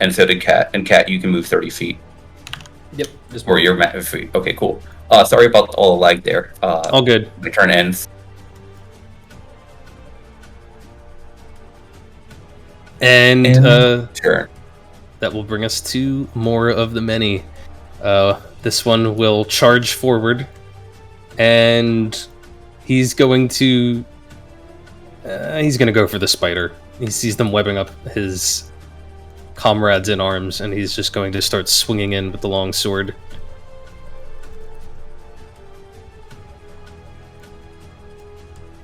And misses both of his attacks.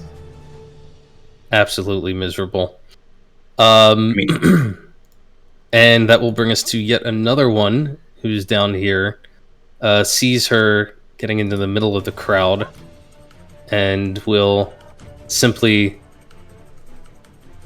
dash over here. He roars and yells at the various commoners to get out of his way. And of course, the sword-wielding maniac, they do. As he gets over here. And then at initiative count 10 is when I'm going to have the commoners move collectively.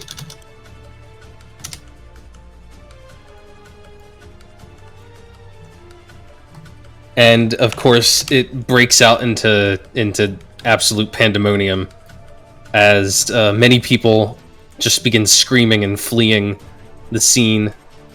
Actually, you know what I should do? I should roll. Oh, damn. They're pretty high. Okay, well, they're a little surprised, but they'll get into gear next round.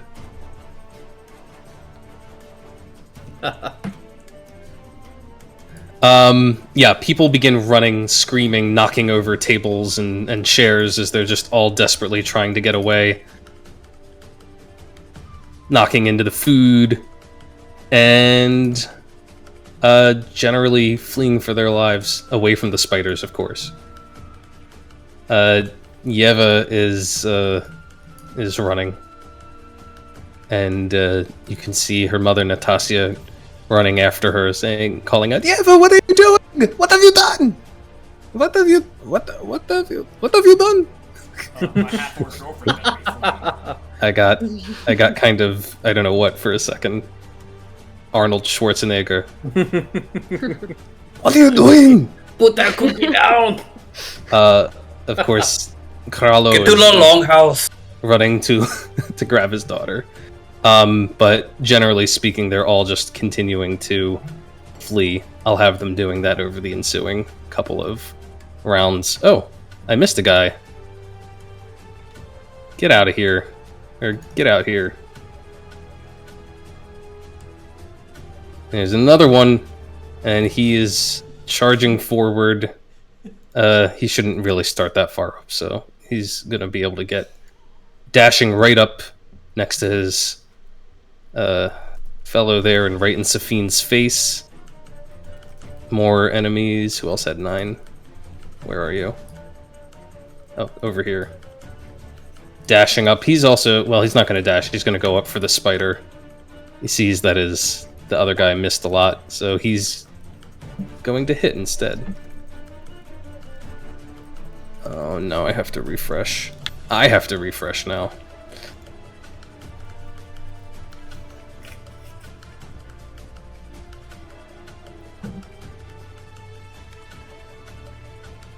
This map is a little hard. There's a lot of tokens. Where's his damage roll? 6 points of slashing to this first spider. And that's all he can manage. There's more of them coming up. This one sees that she's trying to make a break for it, and he's moving in to head her off. Sorry, that was weird. That was him. Ryland. Okay.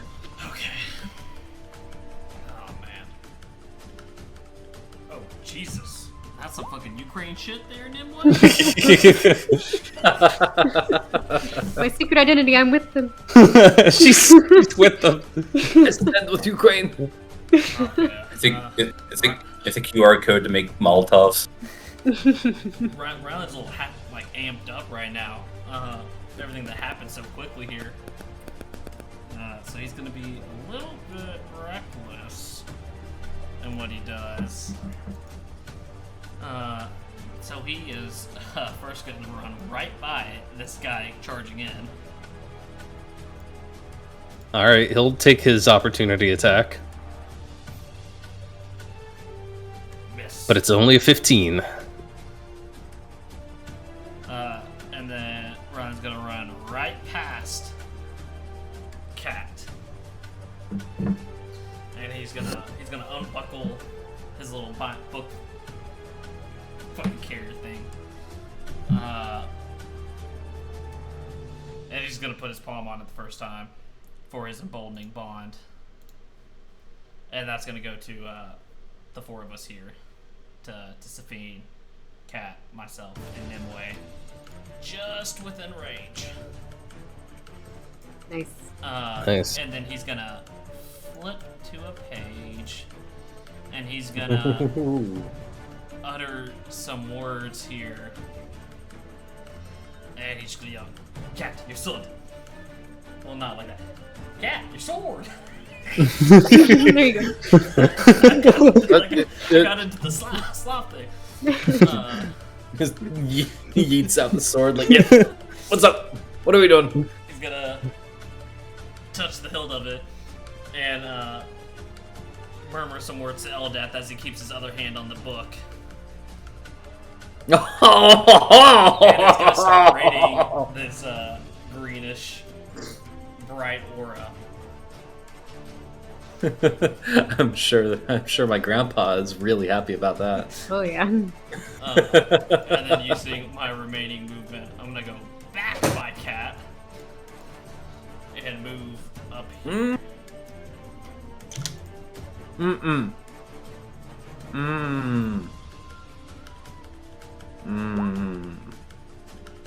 don't know why you keep saying that. Just one more over. Yeah. Yeah. Okay. And that'll be That'll be it for Ryland, which means that another one of these guys is going to come running up, and he's going for the giant spider.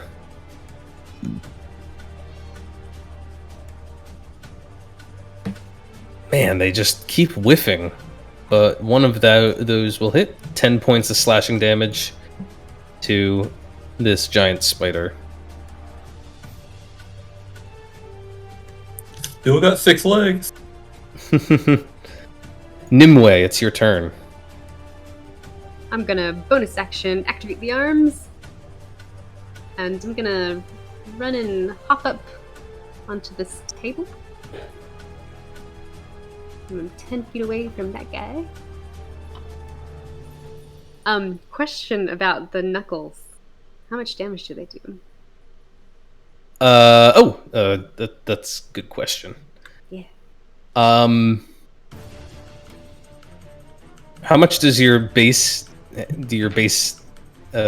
hand attacks do?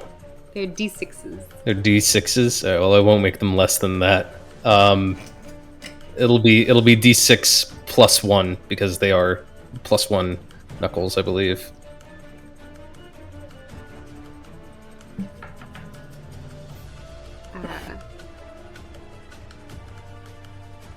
I'll do that later. I'm gonna go ahead and I'll hit one with my astral arms. Plus the D4. Yep. A 17 is a hit against this one here. Mm-hmm. Yes. All right, 17 points of damage. And then I'll. Or sorry, 10. Yeah, 10 or 13. 13. I'll go ahead and do a rapier attack on Nick. And the rapier attack can go out to 10 feet too? Yes, I can. All right. With the arm. Your astral arms just thrust out with the weapon and deal more damage. Let's see it. Okay. 11 more points of piercing. Also plus D4 as well? Or is it just a one-time thing? What ability is that? No, the D4 is for your attack roll. Attack roll, sorry. And Oh, it's for emboldening. Yeah, okay, yeah. That's not on damage. That's just I that's forgot. just the attack. That's fine. But I will get Colossus Slayer. All right, let's see that. Another 5 points. Yeah, in 2 attacks, you've pretty badly hurt this guy, but he's a burly-looking fellow, and he's not going down yet.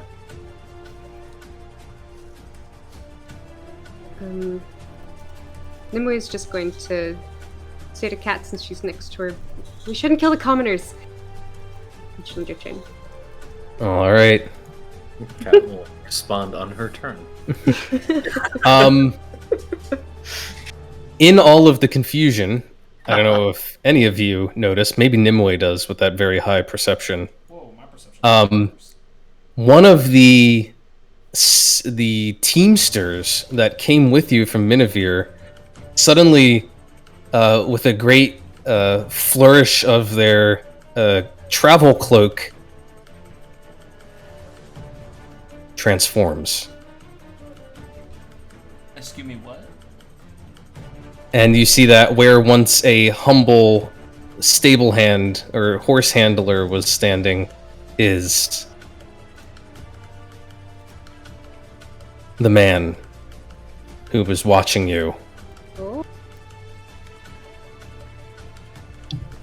Do you think he knows about all that? You should go tell him. He is going to step forward, yelling out in Zhurov, of course, so that only Kat understands him. She'll yell translation.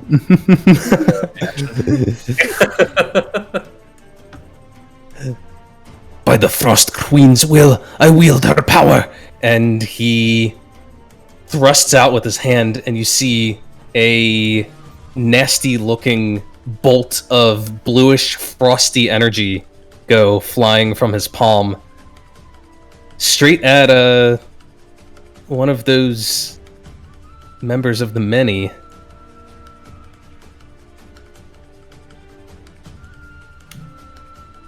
Which guy? Which guy?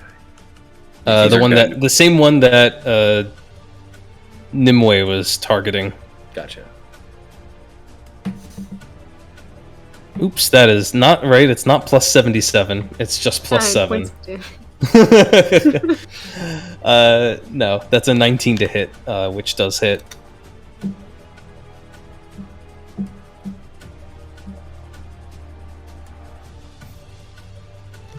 as he deals 14 points of damage Nice.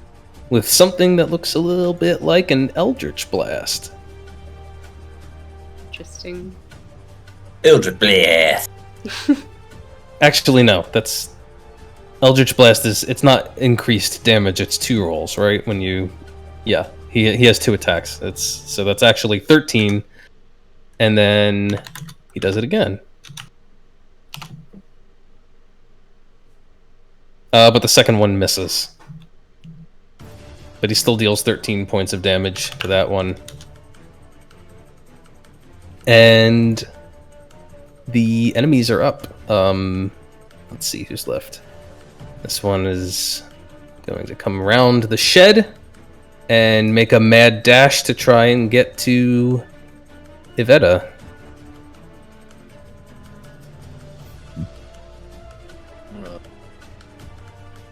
And finally, it is Catherine's turn. Sorry, Ryland. I had you move one step to the left, or to the right, for no reason, because I got to go after these guys now to make sure I lock them down. She's gonna charge in with her blade held high, and she's gonna go ahead and strike with her Melnikov blade twice on the dude right in front of her. Plus a d4. Plus a d4 for each one. All right. So The first one is a miss. The second one, 23 plus it's 27, is definitely a hit. All right, and she's gonna throw on one of these. I'm gonna expend one of my Cut them superiority down. die. I'm gonna throw on another d10 of damage to the other guy. Okay, yeah, that's how that works. Okay, sweet. So let me go ahead and. So that's just only 8 points of slashing damage. Plus 8. Right? 2d8 radiance for holy weapon. 2 plus Oh, 8 Jesus. radiant. And it's only 9, so that's 17 points of slashing damage plus a d10 to the other guy. 10 points of damage. Very nice. You just cut through both of them. Your blade slices through the gut of the first one and hits the second guy. They are Yep. both standing. They are hardy soldiers, but they are both wounded by one big swing. Levels her blade and she's like, "You won't touch her, Mudak." All right. I'm just going to ask you guys this. I'd love to get through one more round of combat. I know that for some of you it's getting fairly late. Does that work for you, Mark? Fine. For me. Yep. Okay, because I know your time constraints are different. Not late at night, it's middle of the day. But this guy here is wrapped up in web, and he's going to try and free himself. That's an action, right? To break the web? Yeah, DC 12 strength check. Strength. The webbing can also be attacked. Oh, well, okay, he failed his strength check. Miserable. He should have attacked it. Well, actually, maybe not. But they're restrained, so he couldn't attack it anyway, could he? Well, he'd do it at disadvantage, but Okay. regardless, he fails his attempt to break the binds. And then the half orcs, this one over here, calls out an order, and you see them all in unison draw longbows and begin taking aim. But at whom? I fucking love the Right? orcs, man. I fucking love the orcs. And Honestly. this one, he's going to hop up on the table here, and he points his bow right down in Ryland's direction and fires off 2 shots. One of them just digs into the dirt. The other, though, is a critical hit, not at Ryland, but at the many directly in front of him. I'm not going to do a crit card. I'm just going to give him double damage, 7 points, as his arrow finds its mark. There are other half orcs in the crowd here. Not all of them are fully armed and ready for combat, but there are a couple who are ready to go. This one has a bow on her and rolls a natural 1. Oh my god, not great showing from the orcs. And this one over here is going to step up and begin taking shots at the... Oh, I didn't roll initiative for these guys. I was like, why are they just standing up there? Oh, roll 20. Come on now. Don't be this way.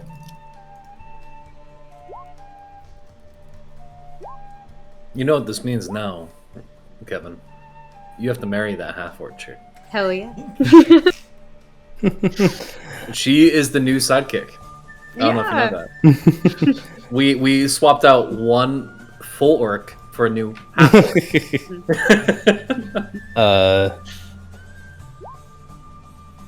Yeah.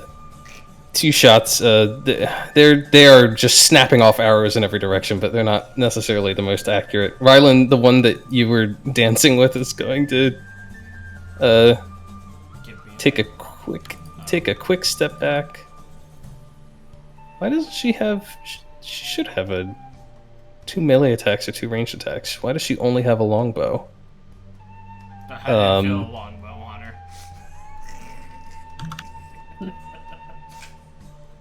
The good thing is this one looks much nicer than Naz.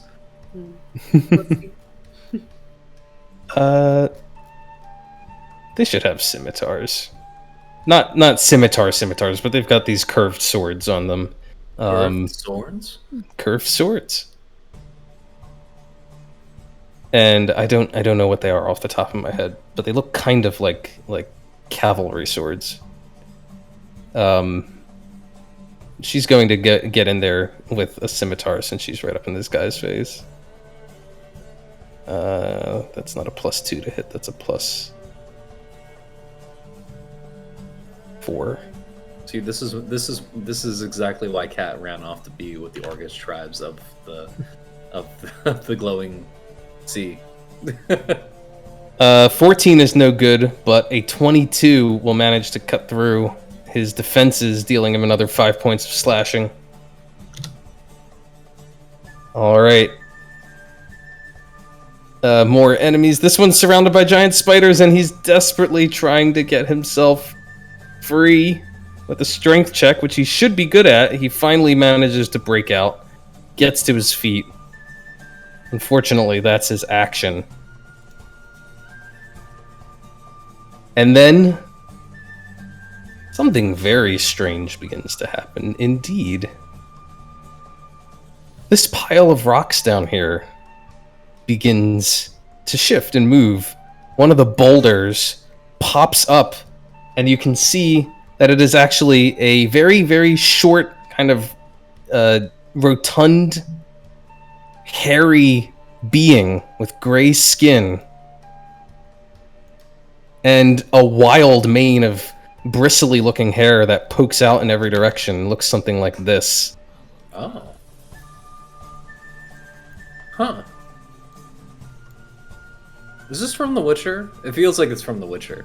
The music or the creature? Oh, yes. Well, if you go to the music, it says The Witcher 3 Wild Hunt OST. The music is absolutely from The Witcher, but the creature is not. The creature is a standard 5e monster. Cool. As it comes forward.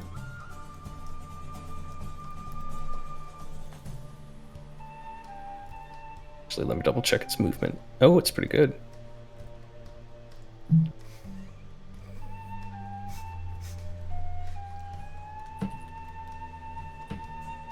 Is that far enough?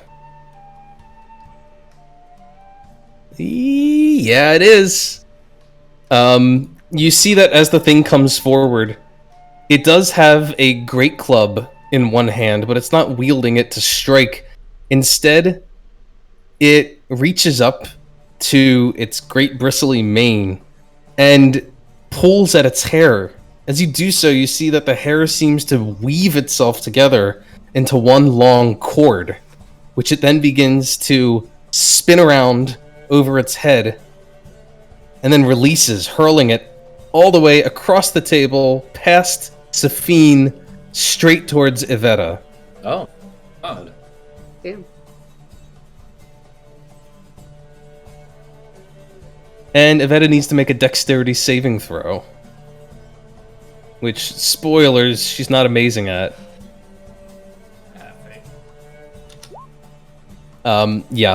She gets tangled up in the rope as it winds itself around her. And you see that it actually seems to like snake itself around her legs and pull tight to try and restrain her. And indeed, she's restrained, actually, on the spot. By this one down here. I will put a little, I don't know. I'll give it the little hand so we know it's the one restraining her. That is just its bonus action.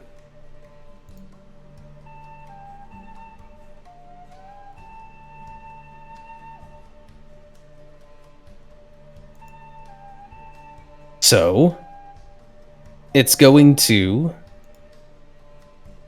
use its action to begin dashing and dragging her with it as it goes. 15 feet down this way, and she gets hauled bodily, probably smacking into the side of this... Actually, that peasant shouldn't even be there. They've been running away. I didn't get to move them all. But she smacks into this, this table leg as she's getting dragged this way. And the... many are still advancing. This one comes charging in. Is going to get... right up to Cat. Oh, does he? Oh, yeah. Swing, swing. The second Cat is a good old hit. blocks the first blow, but takes 8 points of slashing from the second. In Can I use classic Zdarl style, he wields the blade. And... oh, let them come. You can use your reaction to expend one superiority die and make an attack. Alright, do it. Alright, let's see if it works. What's the D4? Plus a d4, baby. Very nice. Very, very nice. Extra a hit. Ooh, 17 points of 17 damage. plus 2d8. Oh, and it's... 19 points of damage. Oh, come on. No, don't do that. Come on. Come on. That is literally... Come on. Safine, you're up. Whatever. Okay, I'm gonna do the 3 recharges, and it's gonna be like reading a book from left to right, top to bottom for the spider. Okay. I'm getting the So the commoners. the first one got its web recharge. Alright. So it's going to try to web the one right in front of it. The one that just got free. Yep.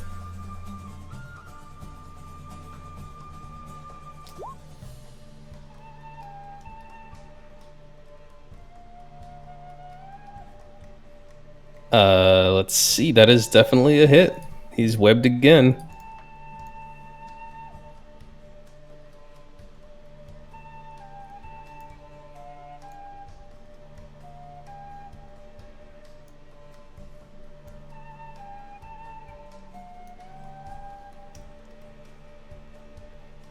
And then some bites. And he has to make 2 con saves at 11. 11 con. Each spider gets what, 2 bites? Or 1? Oh, Just one bite. Oh, you're rolling at advantage, I see. Okay. That is a hit. One of them hits. And... oh, 19 doesn't. oh, I assumed you were... there's only 3 spiders, and one of them used Right. web as its action, so there should only be 2 Right. attacks. Right, bite. Oh, damage.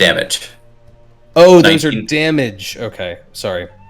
Yes, then he'll make 2 con saves. My bad. I thought those were attack rolls. I was like, those are very low. Con. Pretty good. Okay, so he only takes half of this. So he'll take 9, and then he will take an additional 8 and 5 poison. 8 and 5. I can do math. 13, 22 total. These people don't seem to be what's it called? Understanding common at all. A lot of the ones here seem to be speaking this Zarl tongue. Whether they can all only speak Zarl, or some of them do, you're not sure. But you've mostly heard the locals all talking in Zarl. I'm going to. Let me see. I'm seeing how far I got from this. Oh wait! I gotta look at the spell to. 60 feet.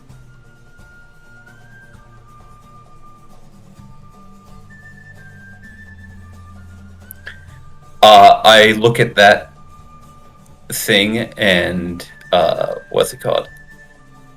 I'm going to pop my mantle of majesty, and I'm going to look at it and command it and say, "Release." Ooh. It's going to be let me cast command.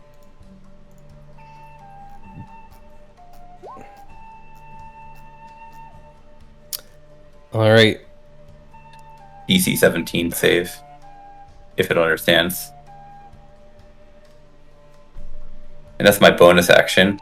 I know, because all spider shit. And I'm going to look at her, and I'm going to say, I've always wanted to say this in your accent. Come with me if you want to live. I'm going to dimension door her with me. Okay, let me ask you one thing before you get too far along. What language do you command this creature in? Does it look gnomish? Does it look like a rock gnome thing, or no? I'm gonna say it is a stout little, very hairy creature. It doesn't look like a gnome. You've seen enough gnomes to know it's not a gnome, but it is some sort of. It looks kind of like it's closely tied to the ground. I mean, it was hiding amongst the rocks, and you didn't even notice it. Yeah, so I don't speak like undercommon or anything like that. So I'm just gonna say common. All right. It seems to have no comprehension of what you've said, and so it does not release Iveta. Doesn't matter because but you dimension door her anyway. And I bring her up, and we're gonna hold on to this chimney up here, away from everybody else. Nice. Yeah, you've fraternized with the locals and played music for them, and so Iveta doesn't know you well, but she knows you just enough to trust you to get her out of this situation, which is clearly bad. And she will follow your teleport up here and out of the grip of that little creature. Okay, now it's finally my turn, sorry. All good. The many are still hung up on this whole spider thing. They're watching the spider kill one of their comrades, and they're not huge on that, so... Finally, someone rolls some good attacks, dealing this spider down here 16 points of damage.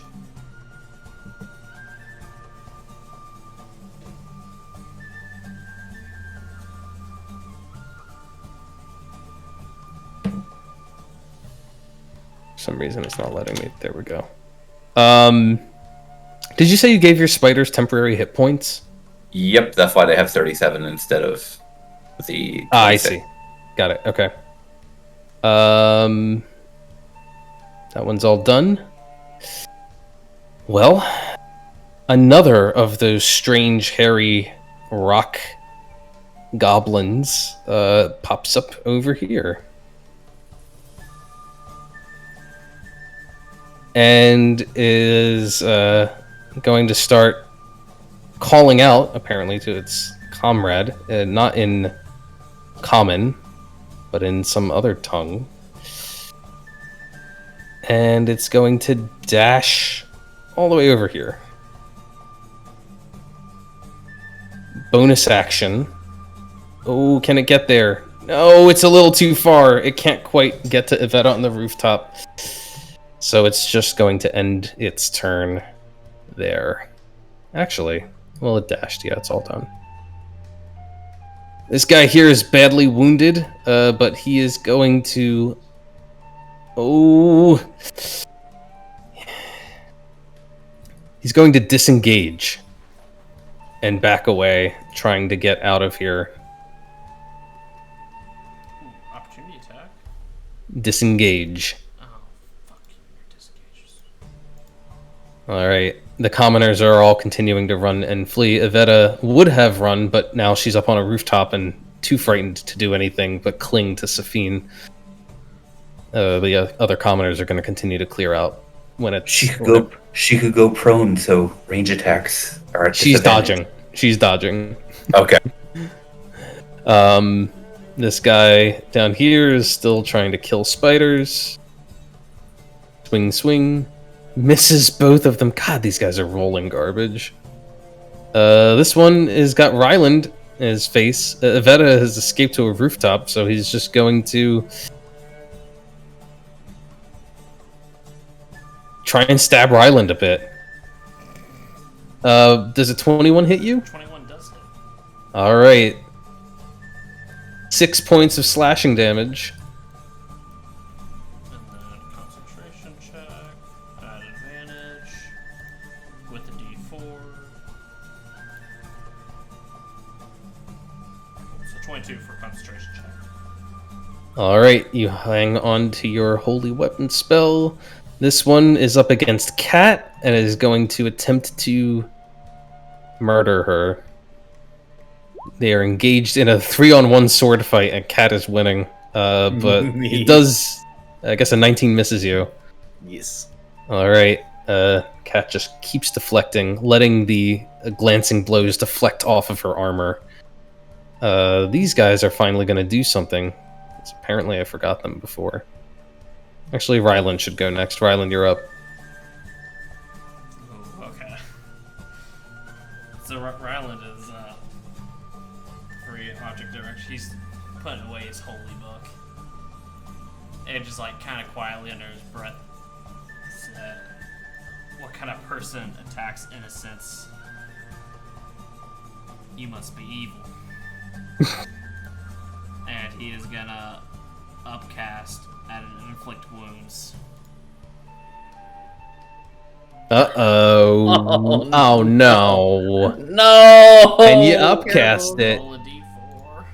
Ugh, God. Oh, I mean, it's not going to help. It's a natural 1. Let's get that critical fail deck out. You know what? You can drag out this one for yourself. There's nothing on this map hiding your view. I think you took the one off the top, but it might not matter. Was that Probably not used it before. No, it's fine. Oh my! A CR 1/4 creature chosen randomly by the GM appears 30 feet from you and it is hostile. Only to you. Oh wait, did this happen last time? It happened to 7. This is the one that happened to 7. Okay, draw a new one. Okay. There we go. 2d4 chickens appear within 10 feet of you. much better. Much better. Ryland, 6 chicken chickens. 6 chickens appear. Hang on a second. A gift from Eldad, Amazing. no doubt. Yeah. You put away the book from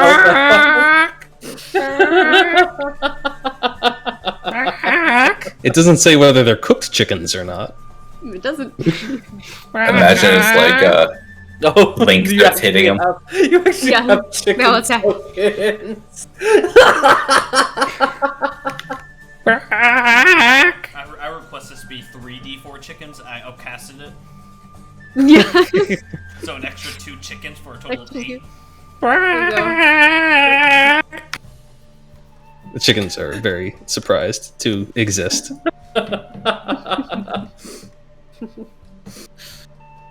Anything else you'd like to do, Ryland, besides bring new life into the world? No, he's gonna very puzzling look around him. Just like...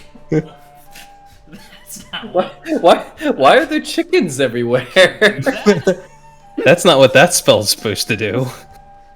inflict chickens. Infliction. No, that's it for me. All right. I'm gonna move around and Okay. I'm gonna get out of the path of the chickens. You provoke opportunity attacks from the chickens. Let's see. All right, these lazy guys up here are gonna finally move around. Oh, fortunately for them, they're actually quite close to Iveta just by standing here. Maybe I should have had them all stand back and wait. This one's actually gonna rush over here so that he can get a better view of Iveta on the rooftop. And you see him draw a crossbow from his back, take aim at her, and fire. Always the crossbows. Always the crossbows. That's a natural one. Nat one's all around. And an 11. So, Does he not have to draw from the crit fail? there's so many guys. Do you really want me to draw from the deck for him? He's just a nobody. Does an 11 hit? No. An 11 does... actually... No, is it 11? It's not. Oh, it is. It is an 11. Yeah. She's... An 11 does hit her. Okay, then yeah, But- crit fail deck. Yeah, let me see a crit fail. Twang. Oh boy, if this attack was made with a bow or crossbow, it sure was. Roll a d8. On a 1 through 7, the weapon's damage is reduced. I'll just drag it out so you can see. On a 1 through 7, the weapon's damage is reduced by 1d4 until repaired. Okay, well this could be a difference maker. I mean, it is a difference maker no matter what. So the weapon's damage is reduced by 1 point. Okay. So he somehow screwed up his crossbow there, but he's still going to try and take that second shot. It's still an 11, which hits her, and it is going to be 1 point of piercing damage as the bolt scrapes her shoulder. She cries out in pain, but is only mildly injured, especially thanks to Safine's temporary hit points. And you can immediately hear several of the other members of the many around him yelling at the man.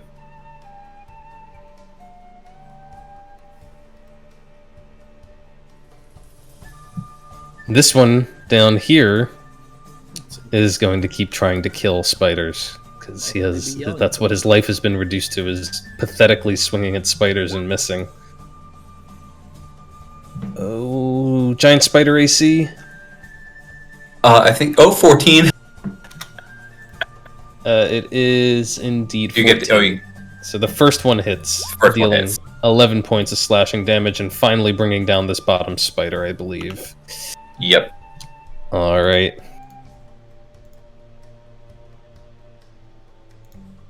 And that's it for him. Well, he's going to rush forward over the dead spider to try and get to his webbed up, being eaten alive friend. 10 AC and 5 hit points, or 12 strength check.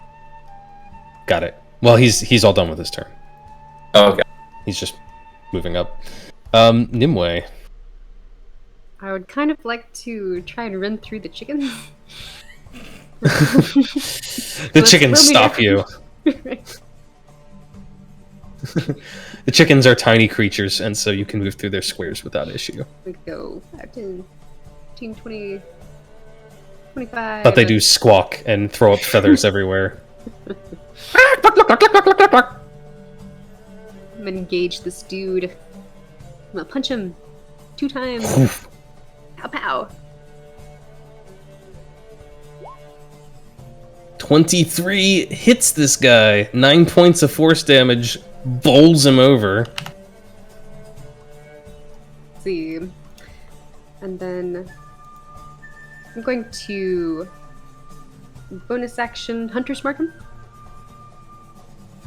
And then we'll bring out the rapier. Ooh. Nice.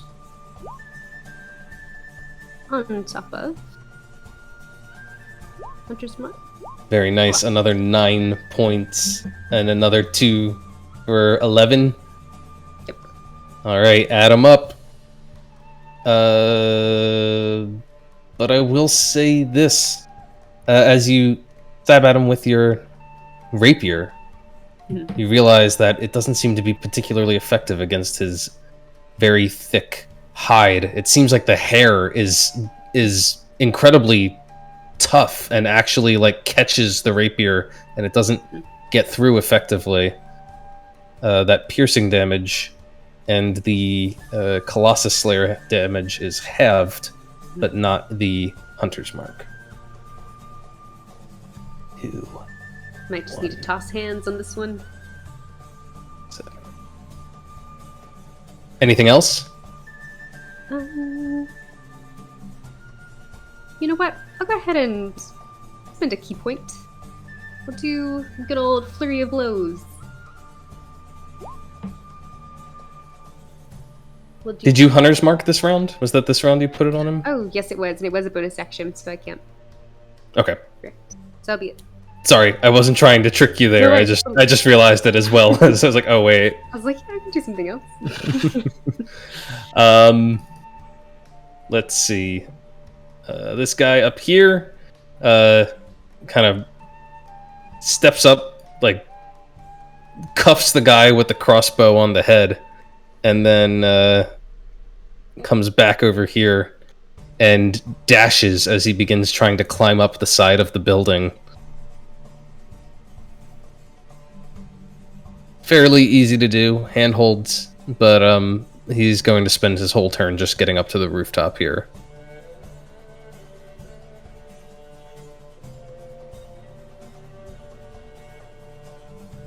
And that's when you see the earth beginning to churn as a creature is burrowing below ground, somewhere roughly over here.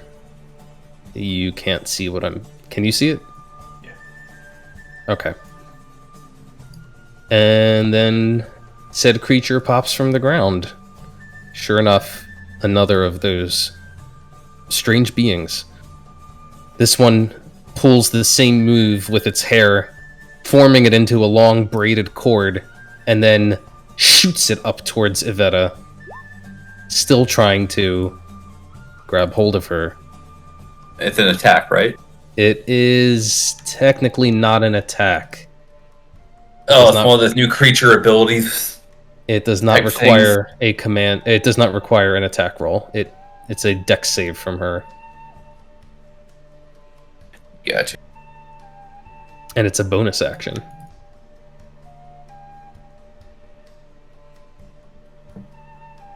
But a good try. Actually, not bad. This time, she manages to avoid the cord as it tries to wrap around her. Hanging on to Safine, she takes a couple steps up and out of the way. Well, that's very unfortunate for that guy.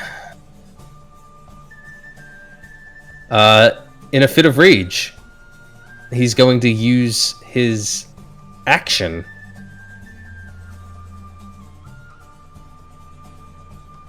Well, I guess he has to get in reach, doesn't he? He's going to move over here. He's got a little bit of movement left to do it. And then he's going to put a hand on the statue of the Fey Queen. And as he does so, you see the lower third of it, roughly, just turn to mud or clay or something and just completely deform, and the statue crashes to the ground. On the guys in front of me, right? You know what? I'll give the closest one a dex save. Oh, yes! I wasn't expecting that to actually work. 11. That's borderline. I'll give him a little bit of damage. Yeah, just a little bit. Just a little bit. Just a 1 point of damage. as he gets clonked on the head by a falling piece of the Fey Queen's nose.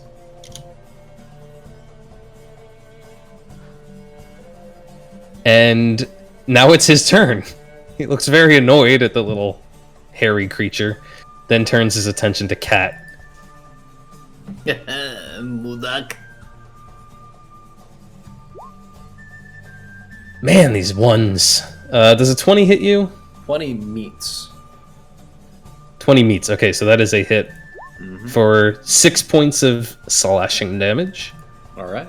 And I'll just give him a crit fail. I'm probably going to forget it between this week and the next, but is the room spinning? For the next D4 rounds, make a DC 12 Constitution saving throw at the start of your turn.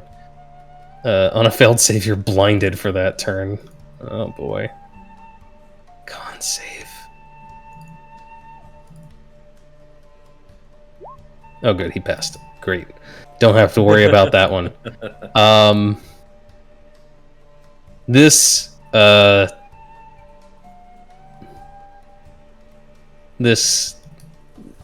fellow all in black, the mortal hand, steps forward, cursing, and Cat, you hear him saying, "Foul gremlin," as he launches 2 more blasts at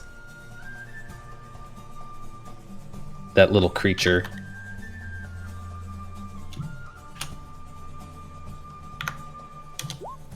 Okay.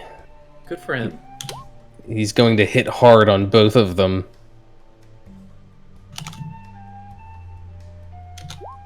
That's going to be 9 plus 10, and then he's going to roll another d10. Just keep it easy. 1 for a total of 20 points of damage. Good stuff. Good for that guy. And Cat, it is finally your turn. Oh my gosh, being at the bottom of the turn order is killing me, man. Let's see. This guy, I just kind of messed up. I'll go for this guy in my first attack. Does a 17 hit him? 17 hits that guy. Oh, plus 8, and then 2d8. There we go. Getting some good returns. Decent returns. They're not 13. ones, man. Relax. 13 damage. 13 damage on that guy. Which one? The middle one? The one to the right. The right one, yeah. Okay, 13. So it should be a total of 30 for him. The guy in the middle is going to be next. I'm going to throw on Great Weapon Master just to see if I can do it. Since it's the last guy. Plus a d4, right? That should be what? That is a hit. Sweet. So that's 24 plus 2d8. Still the guy on the There right? we go. No, the guy in the... Actually, no. Let's go for the guy on the right. Okay. Yeah. So that's 34. 34 points of damage, and you finally cut this one down. Sweet. The first enemy falls. It's actually the first one to Yeah. die. These guys are pretty tough. She thumps her chest. Come at me, Budak. You won't take her. Budak up here is going to pull the same move as the other, dashing and climbing up to the top of the roof as the two of them are coming with swords drawn for Safine and Iveta. And that is where we will leave things this week. Sorry, if I had realized that going one more round meant we'd be playing for another 40 minutes, I would not have done it. I wouldn't have done that. It's all good. But I'll keep that in mind next time. When you have 30 creatures in the initiative tracker, you shouldn't just go one round. Oh my god, I forgot about all the animals. Like the bear. The wolves and the bears. They're supposed to be in this. 7 is going to be so confused. I know, like Like, you Nick is missed a gonna lot. come back and be like, "What is going on?" Like, how did we get here? One, we're in a completely different place. Two, it's been like weeks and like days, and then three, it's like This is a very confusing battlefield. He's gonna wake up at like a table. We gave him a bunch of food. He's gonna look up. He's Yeah. like, oh, I guess this is happening. I mean, oh, I guess this is happening. Oh, we're fighting now. Wow. Well, I know that in general that was a more